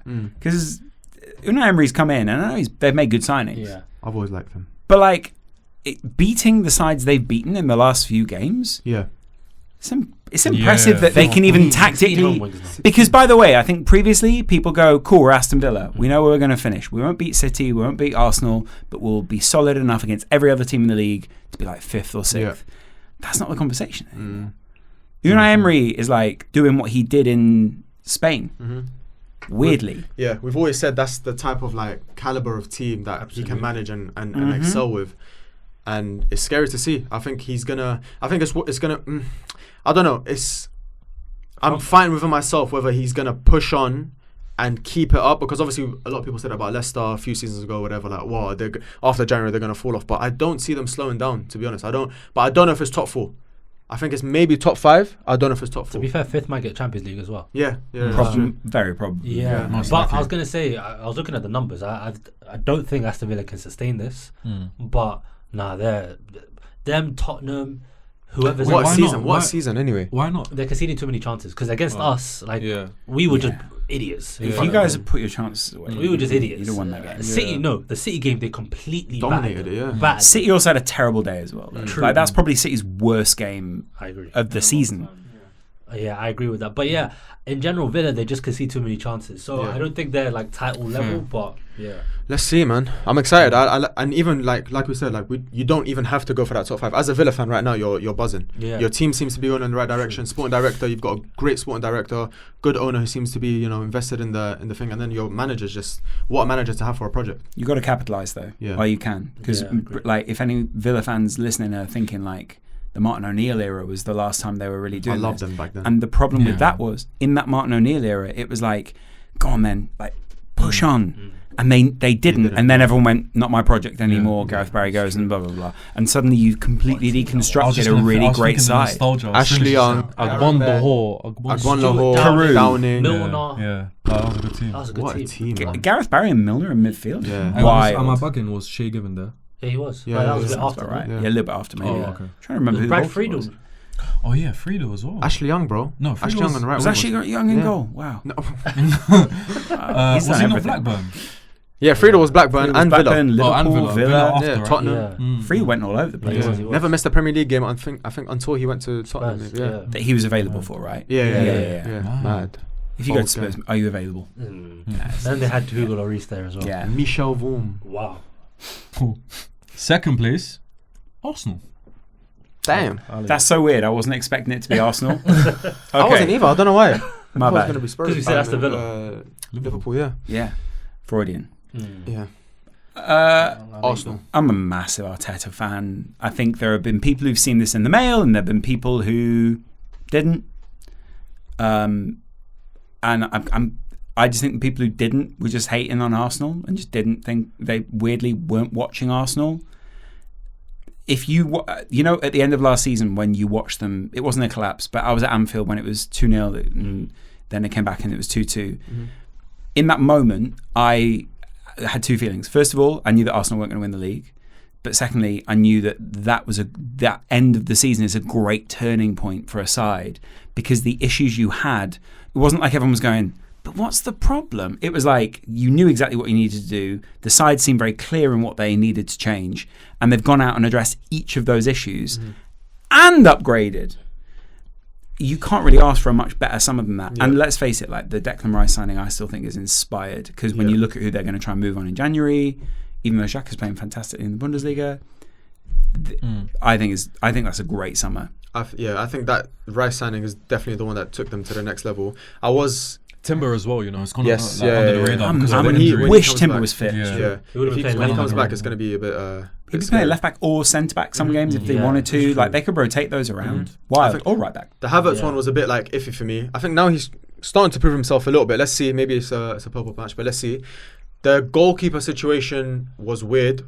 I think from the outside looking in, it was like Ramsdale kind of suits your tactical style, whatever. Was there a need to kind of put pressure on Raya by bringing him in, and Ramsdale's bringing down his neck, and then when you put in Ramsdale, he knows he might not, like, a mistake will cost him his position. So it's a bit of a weird situation. I think they're gonna iron that out as well. But it's something to think about as well. Raya hasn't been amazing. Yeah.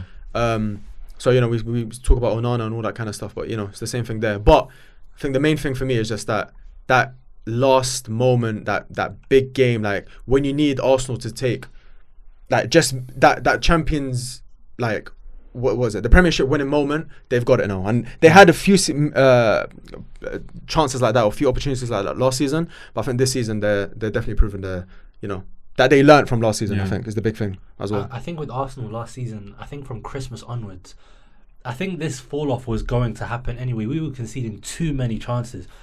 United, we conceded 2 goals. We had to score a last minute goal. Against Brighton, they almost made it 4-4. It was 4-2. Against Villa, we had to score 2 goals in the 90th minute. Bournemouth, we had to score all of these goals. In Liverpool, we're just conceding too many goals. So if you're Luton trying to now. compete for a league title, you can't concede these many goals. Yeah. Luton one was crazy. But no, so this season it's improved a lot more. The Luton game was just a freak. Yeah. That game, it was mainly David Raya's mistakes. But You're away from home as well, right? yeah, but our away record was really good this season. But I think, I'm really excited about Arsenal. I didn't really feel this excitement because I was telling my brother earlier this season, like, I don't know if I can feel that peak. If I can feel that. Honestly, because last season was just, it was so under the radar. Well, it wasn't too under the radar, but It was unexpected. but even the season before, 21-22, we were performing really well towards the end of the season. Then we had bare injuries. But now I was like, man, Arsenal, we're not looking good. Everything was about to gel. And then I think after the international break, when Jesus came back into the team, we've just looked normal again. We've looked amazing, and I've been really excited to watch Arsenal. Before that, it was just a bit... It was going through the motions. We weren't playing well. And Nketiah was starting a lot of games. But I think, especially when it comes to Arsenal now, it's just about them big moments. Because against Villa, in the big moments, Odegaard missed chances. Yeah. Jesus wasn't at his best. Saka wasn't at his best. Martinelli wasn't at his best. That's purely finishing. They created a lot of chances in that game, and if you finish one of them, I wonder if that's And the penalty that we could have had as well. Yeah. So I think from that perspective, it's just, can we afford to go through that many games where I don't want to have another game like that? I don't think you will, though. I think Villa are a real aberration. I agree. But yeah, I'm really excited about Arsenal this season in a way that I wasn't like 2 months ago. And also, they've still got more to go. What I love about Arsenal is every season you look at them and it's like, oh, you could change this position. Like, I watched a lot of Arsenal creators, like TDK is one of my favourite. He's really good. Amazing. And they were talking about how the fact that Odegaard could actually move to the left in the future, and you might have a right-sided midfielder that you can capitalise on. If you bought someone else in who could play that side. Kulusevski.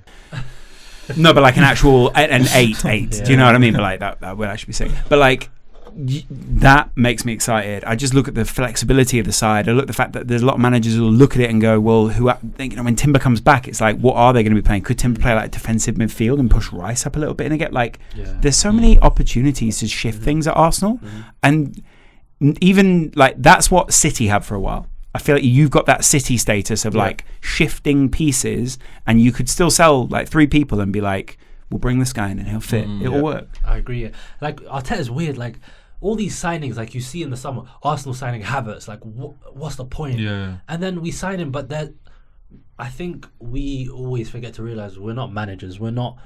We're just fans. Yeah. So they always for have yourself, a bigger vision than us. So speak for yourself. Speak for yourself. Come on, bro. Who you managing? I've got my level 1, bro. I don't know about you. Wow. But No, but in general, like when it comes to like Havertz, for example, we signed him for a specific reason, and we're seeing it now. Yeah. When it comes to Timber, we signed him for a specific reason. So yeah, we just got to let Arteta cook when it comes to his signing. I mean, you can't really doubt him. He's made some. Yeah, when amazing those decisions signings so far. work, it's more impressive because it's such a big risk that there's always going out and getting a player that you know is going to be an impact straight Havertz away. was a weird But one. one that exactly. But it's weird, but you're seeing it like kind of now, and when it does work, Again, he's still got to prove himself, but it is looking much better than it did at the beginning of the season. Do you still think they need a number 9 then? I was going to say, do they win the league with this team? And if not, does a number 9 change that? Because Rice took them up a level. Does a real number Goal 9, scorer. a striker who doesn't say that goal scoring is not my strength, does that win them the league? I think so. I think Who? that's the thing. Like, who do we? Because So why did you laugh at Watkins? because I don't. Oh, interesting. Because for me, Watkins is another Jesus. He's a facilitator, and I think Watkins I don't is agree. top. I think Watkins does that, but finishes much better than Jesus. If we were to sign a striker, because I'm a big Jesus fan, but if we were to sign a striker, it has to be Osimhen or that's it. Yeah. Like, What about I Ivan think- Toney? No. no, Good don't reason, think no. no. For me, no. Damn. I think it has to be someone. Really? There's the worry that he comes in and it's not the same system. So does he hit the ground? You need someone who's No, man. top class and is basically like, I'm just going to come in and make that position mine. Is that a January signing? I think I'm hearing Arsenal want to sign him on loan. Who? Osimhen. Oh. No, Osimhen would be amazing. Yeah. But again, and then He's gonna go Chelsea. I think he's got Chelsea. That'd be running all terrible. over. Yeah, I think. Yeah. and then for probably. me, I'm thinking of Martinelli this season because do you rate Martinelli? I like Martinelli. You don't. He doesn't. It was one. I forgot which one. But I think Martinelli this season. Wait. I don't not rate him. Yeah. It's just I think he's just a bit overrated. Fair enough. And I think Martinelli this season, we've not seen the best of him because we've not put him into good positions. Yeah. And this season, we're like sticking him out on the wing. This guy's not really a winger. You think he's a striker? He's just inside. Yeah, I agree with that. Yeah. I think that's his perfect position. But Martinelli's more of a Liverpool player. Yes. As soon as you said that, I That's thought in of the Mane. mould. Yeah, I literally thought of Mane as soon as you said it. There's too many players that I think Mane is mad underrated in the Premier League. Agreed. A lot of other people watched him, and I think it's purely because of the part of the world he comes from that people don't rate him in the same way. Yeah. Agreed. And I don't want to say he like crafted that position. But in the Premier League, I think a lot of managers still show like, hey, drop that shoulder and do this, and you can move beyond. Other people beat people for pace. He wasn't really like pace. It was like a feint that he did. Yeah. And so many other strikers or inside strikers have like strong. made that theirs. It's such a shame he left and had to go where he went. Yeah. Because Munich wasted him. Yeah. Absolutely wasted him. Germany, man. I'm telling you, Lawrence, join me, bro. Well, we don't chat to Germans I understand now. what you're saying. Yeah, we don't chat to them now. I've got real problems with Germany. But yeah, last also Arsenal. I think we're going to win the league this season. I'm quite confident. Really? I really think this season is. Yeah. Be careful, like, Just, because I'll clip this now. Go for it. Arsenal fan is confident that his team will win the league. Wow. Arsenal fans show actual support for their team. Yeah. Okay. Isn't that mad though, by the way? Can I just say, like, not mad in terms of your take, but like last season, you wouldn't have said that, I don't think, at this point. And just the fact that you're saying it now, I think shows a couple of things. Shows you guys are more confident in your team, but you also maybe don't rate City as highly, which is rightly I agree. so. A bit of both. You know what's weird? I think you take this Arsenal team, put them in last season, they win the league. Maybe, yeah. In my opinion, they win the league. Even without I think the experience is a big part of it, isn't Yeah. it? No, as in like this. If we could just pick up this Arsenal Right. team with the experience, whatever, and place them in last season's league, I think they win the league. Last season, whatever, they win the league. Oddly enough, I don't think they win this season though, Interesting. because I think Liverpool will stop them. I think it's perfect segue onto Liverpool then. Oh, we top of the league. Speaking of number one, yeah. He knew that. Humble Liverpool fans. He knew that. He's been checking this. I know. I scored right there. I'd scroll down right from the top. Lawrence, chat to me. What are you saying about Liverpool? What do you want to know about Liverpool? Okay, Because I cool. feel like there's a lot of like misconceptions. I predicted them second. I said City, Liverpool, Arsenal. Right. And my reasoning for that was I just thought City would just carry on and be crazy. They haven't. So therefore, Liverpool would then be my first. But at the end of last season, I was scared of Liverpool. I thought I was laughing at you lot. Then I'm kind of like, okay, shit, we're going to bottle it and they're going to get top four. And you guys looked unstoppable last season. I said anyone can see that they're going to be great next season. Good run. What has changed during the summer, or has it literally just been a carry on from the end of last season into this season? You've just carried on that form. I don't know if it's a form thing. I think there's like an overall change at the club that we haven't seen from the outside or hasn't been analysed in the same way. I think it's down to the fact that people want to see Klopp in a certain way and they want to see Liverpool in a certain way, and so they miss what I think are actually quite obvious things. And last season, people were so caught up in this, like, oh, Klopp after 7 years falls off, got to get rid, and you're just I was like, one of them. sure, because it's a fun thing to say, right? Like, it is funny that it happens to correspond to that season, right?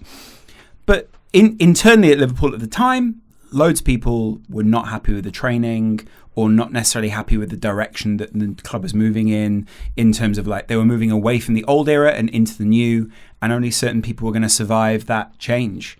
And you can see, I mean, thank God for Saudi, right? Like Saudi came in and were like, we'll give you a lot of money for Fabinho and Henderson, and Liverpool were like, Okay.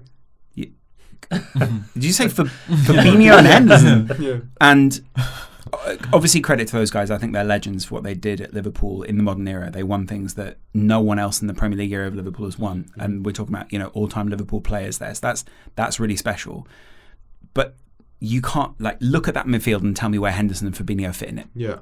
Look at that midfield and tell me Thiago, maybe you could see him slotting in there. But broadly, is he the perfect fit?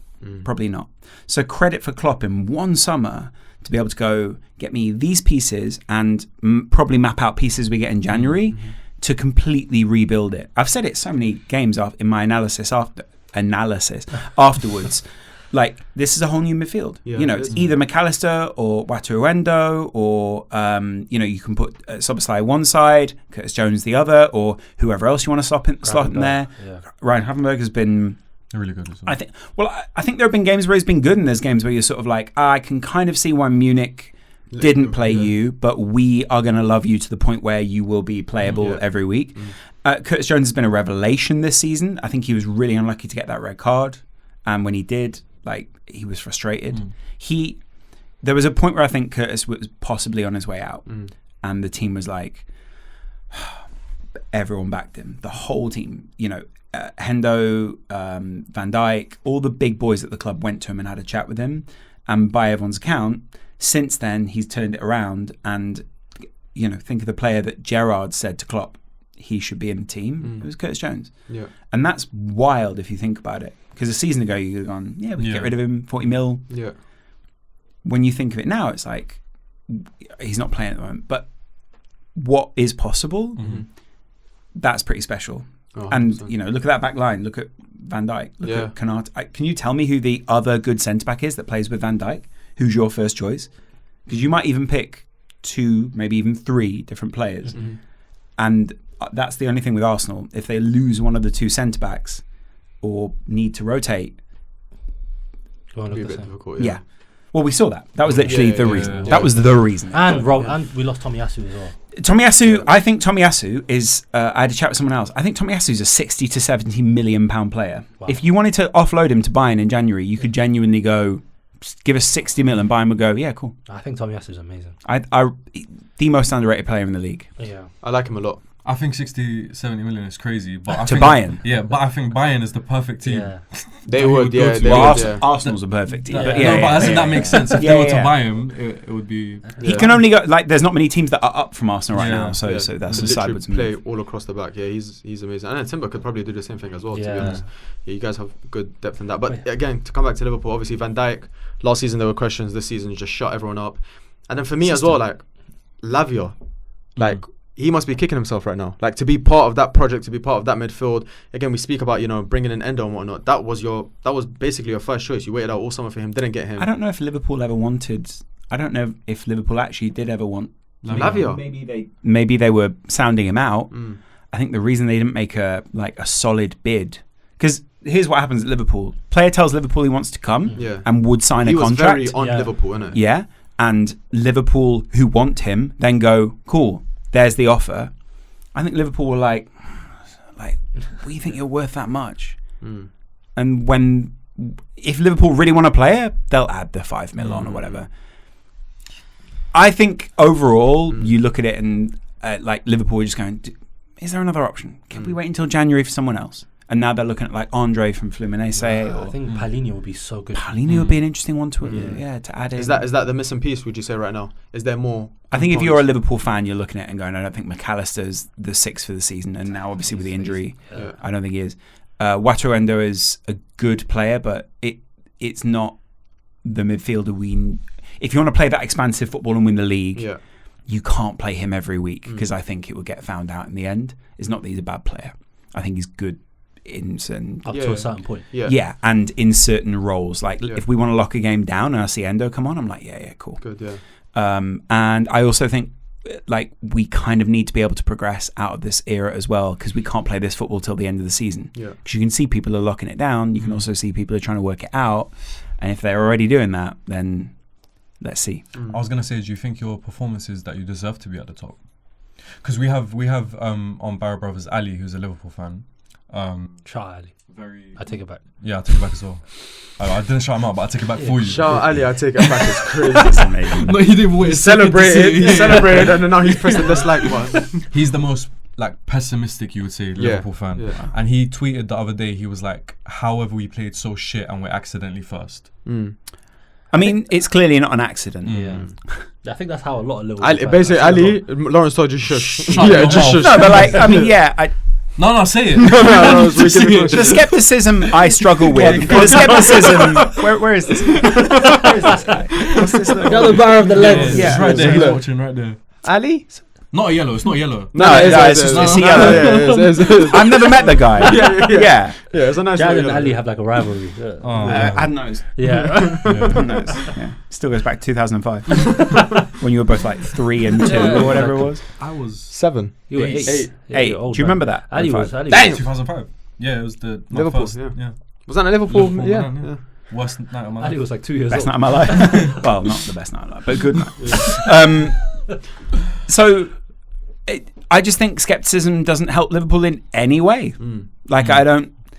And saying it's by accident after what Klopp went through last season and what the team went through. What manager, man? Like that's where I think I think Klopp's been disrespected for no one's making enough of the fact that Klopp has rebuilt this team. And that Hendo left, who was so instrumental. We made a documentary about him maybe 2 seasons ago now, and we had a camera on him for the whole game. The whole way through the game, if there's a big decision to be made, the players go over to him and they're like covering their mouth, chatting about anything. Goal goes in, he's slapping Joel Matip round the back of the head, saying like, "Why were you not in this position?" and blah blah blah. He passes to Jota. Jota's not in the right position. Liverpool, to move away from that is massive. You know this as a Man United fan. You know this as an Arsenal fan. Like losing those vocal players is huge. And Trent stepped up. I think Trent's a massive part of it as well. By the way, I think Trent has become. He's so fake, man. Fake. Yeah, As a good. good way. Oh, okay. Good Sorry, way, I was because some people do accuse him of being like a bit of a like empty. You know? No. He's definitely present and he's there. Yeah, We rate him a I lot. just don't believe how good he is. Yeah. That's I think he's basically it. better. I think he's even better than that. Like I think someone who made a video about him being a possible Real Madrid transfer. Faisal. Faisal. Yeah. I watched that and that was gritted teeth. But I was also just like, first of all, the arrogance of a Real Madrid fan to be able to go, you're good enough to come here now. I'm sort of like, well, you're good enough to make a bid, maybe. And even then, it would be great to like slap their hand away and be like, give us Champions League. Like I think him stepping up. There are games where I was in Toulouse and Liverpool went to lose that game, and they did. When we needed to come back and we were bad down, he did that thing that Gerrard used to do, where he went. And then just like dragged the team forward, was like winning every second ball, was super intimidating to the opposition. These are things you don't really see as a fan. Like you only really see it in very specific scenarios. Players were intimidated by him. We look intimidating, and that's where I think Liverpool last season were not intimidating. I went to a Brighton game last season. We lost 3-0. 3. Oh, it was the bad game at the Amex. Players were passing the ball and then shaking their head after the pass. Imagine that under Klopp this season. Like players shaking their head, not knowing where to pass it. Get beheaded. They got, they got like the Liverpool away fans, credit to them, were amazing, but they didn't get enough. They didn't get enough criticism for that, because that was an era of them basically going, we're not really bothered. We're not really bothered about this right now.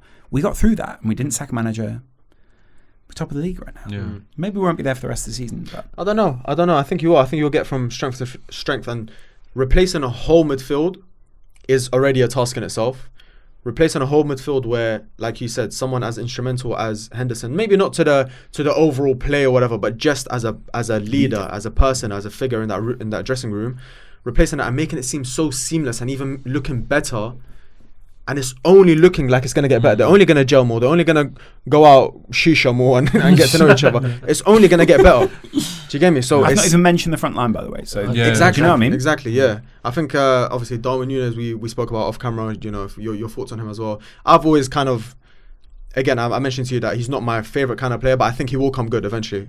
And the depth you've got across the front three as well as Diaz. Yeah, man. I don't know. I was going to ask about him. Like, how do you feel about Diaz? Because I know some Liverpool fans have been not really feeling him this season. Some are. So, what do you think about it?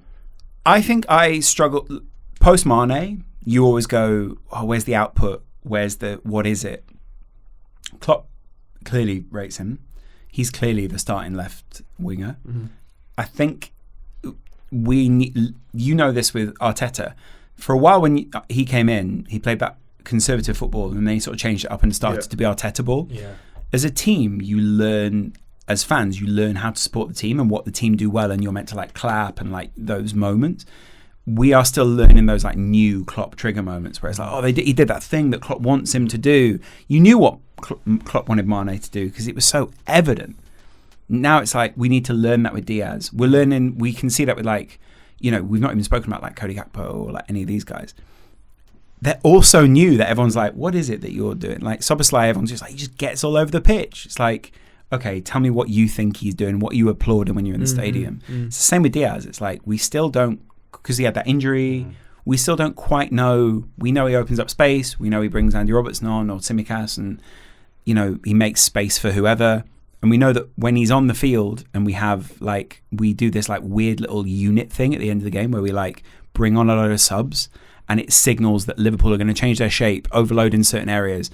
And like when we need goals, what we do is this thing where like we have 3 strikers in the box and then Trent and Endo or Trent and Harv or Trent and whoever end up on the edge of the box. And guess what? We score goals like from that. So clearly all the players are gelling.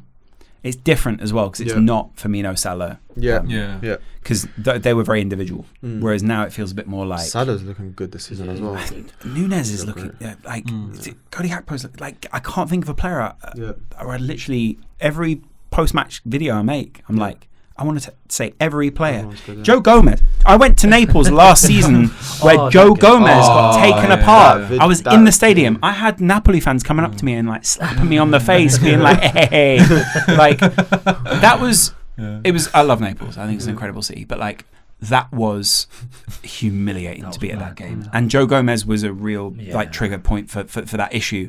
I remember saying, I think in my post-match, I was like, I don't know if he ever recovers from that because it looked humiliating. Credit to him to come back from that at a massive club. He could have been playing for like he could have been at Bournemouth right now as a starting centre back, and people going, "What you could have been," and then he'd play well, but they'd be like, "But you could have been this." And no disrespect to Bournemouth, but you get exactly what I mean. You can see Joe Gomez in a Bournemouth shirt. It's in a parallel universe. That's how They have an affinity for people that look like him. It's true. Yeah, he fitted. Is what you're saying. Yeah. So credit to him, and like I feel like watching how he's unlocked different levels. Like for me, he's not player of the season, but he deserves like most improved or whatever it is, and he needs like appreciation for that because it's easy to go under after that and just be like, I'm no good. Feel sorry for yourself. Yeah. Just quickly, I'm doing this for a clip. I think boot culture nowadays is dead, but one guy that's bringing it back is Trent in the Predators. I've never seen like such a unique relationship between Trent and a Predator. What about Jude? Jude as well. Jude is amazing, but I think Trent, for everything that he is, and Steven Gerrard was... It makes more sense, I know, but obviously because Jude, they're saying about his boots as well. And him as well, but Trent, I think, with them white and red Predators that he was wearing against City, beautiful, man. And the whited out ones, works. It works. He looks amazing in them, he's playing amazing in them. Yeah. I think boot culture needs to come back somehow. Yeah, I agree, man. They do. Such a big thing for us as kids, man. Yeah, of course. It's kind of been ruined a little bit. Yeah. It's been ruined a bit by a few people who launched like Buki boots and also bad boot launches. I think too many as well. I think they started like there was saturation. Back in the day, it was like there was like 3 on the market, bro, just different colorways. Like that was it. Rooney's Total 90. Rooney's Total 90. There was a petition to bring that back. The yellow. See, like last week, I saw a petition about. Who remembers the F50s, bro? Yeah, Messi. Yeah. That was Messi. Dribble. Wow, man. Yeah. F50s were, and then you had what was the Ronaldinho ones where it faded. You know the whole Jogo Benito thing. Yeah, that's why they had it in a boot as well. Yes, where it faded the white and gold to ones. gold. Yeah. Then he had a black pair as well, black and white, and a red. It's like a maroonish and a white as well. The early Mercurials, whatever, the Ronaldo ones. Black and blue. Oh my god, man. All the red and where the tip went like that. Orange and white. It's when he's racing a Bugatti. See, you guys talking about a boot era, which is like to me is a bit after the original boot era. There was an original boot era. Well, obviously there's Ronaldo R9's like his boots. There was the original F50 looks very different to the F50 now. It was like a web. It looked like a Spider-Man suit. Yeah. And that was Dribbble Cisse, Jermaine Defoe. Is it the one that was covering the laces? Yeah. there was F50s, F30s, F20s. Yeah, and there was different. more, yeah. F20s, I think that was just price points. Yeah, So that, F10s were like F20 was like, I used to work to £10. primary school. And that. Really? Yeah. 10? Yeah. No, like 20 quid. Yeah. It was like the same Yes. shoe, but it was like it's Different. like now what they call 0.1. Yeah. and Right. Stuff like that. Yeah. And that for me was like when people started to really, Yeah. really take note of those Yeah. things. Yeah. And boot culture, it peaked and then went away. And it was probably because some people they put terrible launches around Yeah. good boots. And it became a bit too mainstream, where like people who didn't know about boots were talking about boots. And I remember being like, I can't take part in that. Yeah. It's like now sneaker culture. Yeah. Everyone's got like a pair of whatever they've got. But like, I just don't, I know the guy talking about it knows nothing about shoes. Yeah, it's true. But that's what I remember from my childhood. The What? Ronaldo advert. That's what started it. Which one? When he's racing a Racing Bugatti. Bugatti. Oh, And racing they've Bugatti, done it wow. in such a way where it's like, I convinced myself like it's quicker than a Bugatti. no, he's quicker. Like I used to tell my Yeah. friends like Ronaldo's quicker than a car. But that's my point. Like, boot culture is so important, Yeah. and we missed that individuality in football. Do you know what the cage is? Yeah, The Nike- yeah, we spoke about it the last Nike- time. right. Yeah, Yeah, we spoke about that was last time. that World Cup 02? No. No, that's when Wait, Cantona It drops was it, right? Oh, you talking about the advert? Cantona drops Yeah. the ball. Yeah. Was that Yeah. 2002 or That 98? was 2002 though. Is that Yeah. where we were talking about it? But is it Totti bends down and someone jumps on his back, or I remember Edgar Davids was in it. So it was a Vieri. series of like really, really good teams. Yeah. And they were basically the best Nike players in the world. They were like, they picked people from every nation. So it was 3-on-3. global, 3-on-3, in a cage, on a ship. But what was like really good about it, because you're talking about the Ronaldo clip, and Nike mastered how to go viral. This was during this period of landlines. I didn't have a mobile phone, but I had a best friend who lived down the street, and we could look out the window and go like make signals to each other, be like, Yeah. come to my house, come play GameCube. Like, I don't know if GameCube is around. And Oh my this, God, GameCube. throughout the World Cup, or whatever some of that was, I think it was the World Cup, they released like a series of these ads, and like the kits and everything was so sick. They're bringing those same shapes back now, like the same cuts. Yeah.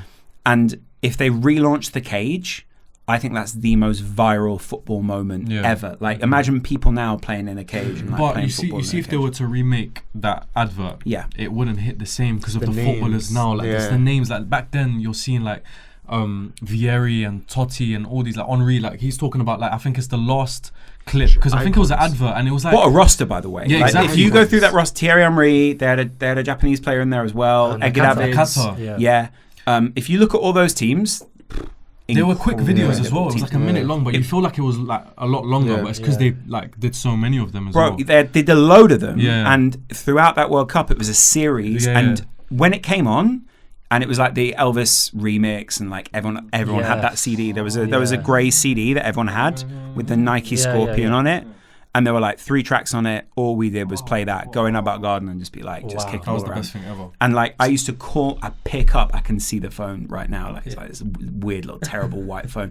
Pick it up and be like 568-903 and be like, bro, it's on. And he would, if he's not watching TV, he'd literally be The like, best thing. simpler times, man. that's so now I can share it, and Yeah. but like that made it feel so special because Yeah. we didn't have anywhere to go Yeah. watch the clips. Yeah. We literally were like, the only Had time to I can watch see it this when it was is on. this moment now, live, or never again. The best And thing. for an ever. advert, bro. I was gonna ask, does anyone remember an advert with Henri in a house? Yes, and the United team are at the door. Yeah. And Just they all going go, around boom. dribbling. Yeah. Do you remember that? Yeah, you don't remember yeah, that? I remember Bro, it was Giggs was in it. yeah, I skulls remember. and it all Skulls. and it all goes. Was this a Nike advert? And there was Yeah. a dog was that's amazing. like Yeah. And it He's was just in going the around era- the house like doing skills and that was all That was a the top United 90 thing as well, I think. I think so. Henri And he was had a like little Imperials player. sleeveless. Bro, who was cooking at Nike? Honestly, It was actually an agency. I looked up I researched a whole documentary on the cage. I've got like all the people who made the cage mapped out in a little document. Wow. And we were reaching out to people, but I was trying to find someone to fund it. And it was an agency, I can't remember what the name is now, but they made a whole series of things. Wow. But that was also done with like a game of the cage, Yeah. and like they released the single, and I think the single was #1 for ages. wow, Jogger It- Benito, whoever done that as well. It was a whole thing. Them. Yeah. What, where he's Yeah, in like... that was Just 2006. every Jogger Benito video, bro. I remember I used to, because Jogger TV was actually a website. Yeah. Yeah. I used to go and watch all these things. Like you're saying that obviously you have to call them your friend because you couldn't watch it anyway. Obviously, That was like that first era. Yeah, Where it was like exactly. 512 Yeah. internet. Yeah. You just about download the Literally, video. yeah. Like 4 years later, you're going on Jogger TV and you look at Zlatan versus Cristiano Ronaldo. On Look guard. at that. Yeah, That exactly. was amazing. Bro, unreal, He was man. mold. Then, but it's because Nike had a whole sponsorship kill with the someone. Brazilian team. So Yeah. So you don't remember that one? Brazilian. Do you remember the one where the Brazilian team are running through the airport? yes, Yeah, Yeah, that was Ronaldo great. And then when misses the- at the end. Yeah, he hits and then there's the one where it's the like rematch in the stadium. yes. the Portugal. Yeah, Yeah. that's with the little circle Yeah. numbers on the. I wish they'd bring That- those that's the numbers best kit. back. Yeah. That's the best kit All ever. Yeah. Of all time. Yeah. I've been trying to look for a Ronaldinho one. Yeah. Just with the number Good 10. luck. Yeah, I can't. DHgate, Even the Depop, Yeah, Depop. DHgate, Like I yeah. saw someone on Depop AliExpress. that had it for like £600. Bro, if you put it on Depop, what is Yeah. wrong with you? Yeah. Put No, that in a honestly, glass yeah, yeah, case Yeah, and literally. I saw it on Put Depop. right there. yeah, that's an amazing- NFT. Yeah, What time, man? yeah, literally. Everyone who's born after no, I'm joking. No. I'm joking. Damn. No, I'm joking. But a lot of people, I feel sorry for Say them. your government name and age. Kids. No, but I feel sorry for them because they didn't Yeah. experience it, man. It's actually sad. They got It is sad. It is sad. They got Skechers boots right now with Harry man. Kane. Yeah, oh God, bro. Can't wait for that ad. New Balance and that. No, big up them as well. They're doing their thing, but it's not the same. But anyways, yeah, he saw that. Yeah, Liverpool. We saying win the league. Cool. Yeah. Arsenal. Liverpool. Liverpool. I think Liverpool will do it. You know. That's Well, a I'm 50-50 surprised- split. I'm surprised there's no City. Yeah, You know, that's okay. what I wanted to say. Yeah. But You he know put too what? much pressure on me. You can He say made it it. between Arsenal and It's Liverpool. exciting. It's very exciting Yeah. though. You've got City. They can come back. Arsenal don't look like they're dropping down anytime soon, and Liverpool look like they're gonna get stronger. The game in a couple weeks. Anfield. 23rd of December, Uh, Anfield. Are you going? I'm trying to get a ticket. Okay. I've got other tickets later in the season though secured. Okay.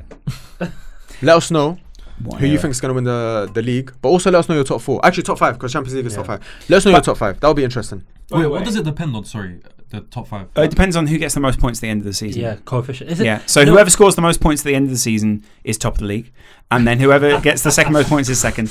And in fifth place will be the people who scored the fifth most points in the league, and those people could qualify for the Champions League. But you know at the It's start, all I think- format. Yeah, It's so all how do I- format. He's saying it because Ribity was like, yeah. He was going on with It it. depends on our coefficient, so I think it might be dependent on how far people get in the Champions Yeah. League this season, So- but it seems extremely likely. But I think it's also based on previous years as well. Yeah, Like, it's it a is. 5-year average. Which is why having bad teams in the Champions League is bad. You often Right. want it to be a consistent Yeah. team. So, but like Bun United this year, man. So it with messed you, I'm up. with Like with Newcastle likely going, like we don't know if they're going out tomorrow. United are out, so it just leaves Arsenal and City. Oh, damn. Yeah, in the Champions League. Damn. Yeah, let's see. Anyways, any last words, guys? Anything you want to plug? Wow, you're gonna kill us. Yeah, that's what you said. Like, that's Okay. crazy. Yeah. Anything you want to plug? Thanks, Laurence, for having come. Say for having us. Yeah, It's hey. Laurence's podcast. Technically, you're all welcome. thank I'm you, old bro. enough to be your dad. Appreciate it. I had something in my mouth. Yeah. Oh. Yellow. Where were you grabbing? Yeah, yellow. But guys, subscribe to Laurence on YouTube if you haven't already. Yes. But probably you are because we haven't got a big following. But if you haven't, No, you guys. I was looking through your numbers. I was Thank whether you, it's man. worth. I was like, Fair. and I was like, I have a message back now. I can't read. But I was looking at it, I was like, oh yeah, like these guys, this is actually a good podcast. appreciate it, bro. Yeah, Thank you. you got Trying. some powerful friends. Yeah, trying. Yeah, It's good. shout out Saf. Shout out Saf. Shout out Saf indeed. Yeah. He's the man in London. He's the one who put us Yeah, in he's contact my brother. anyway. But yeah, guys, please leave a comment on anything we left you. Let me see. I love seeing. Whenever your face pops up, I stop on scrolling. I'm literally like, whoop, there we go. Okay, and watch. Great. Hey, that's done. Let's go. It's done.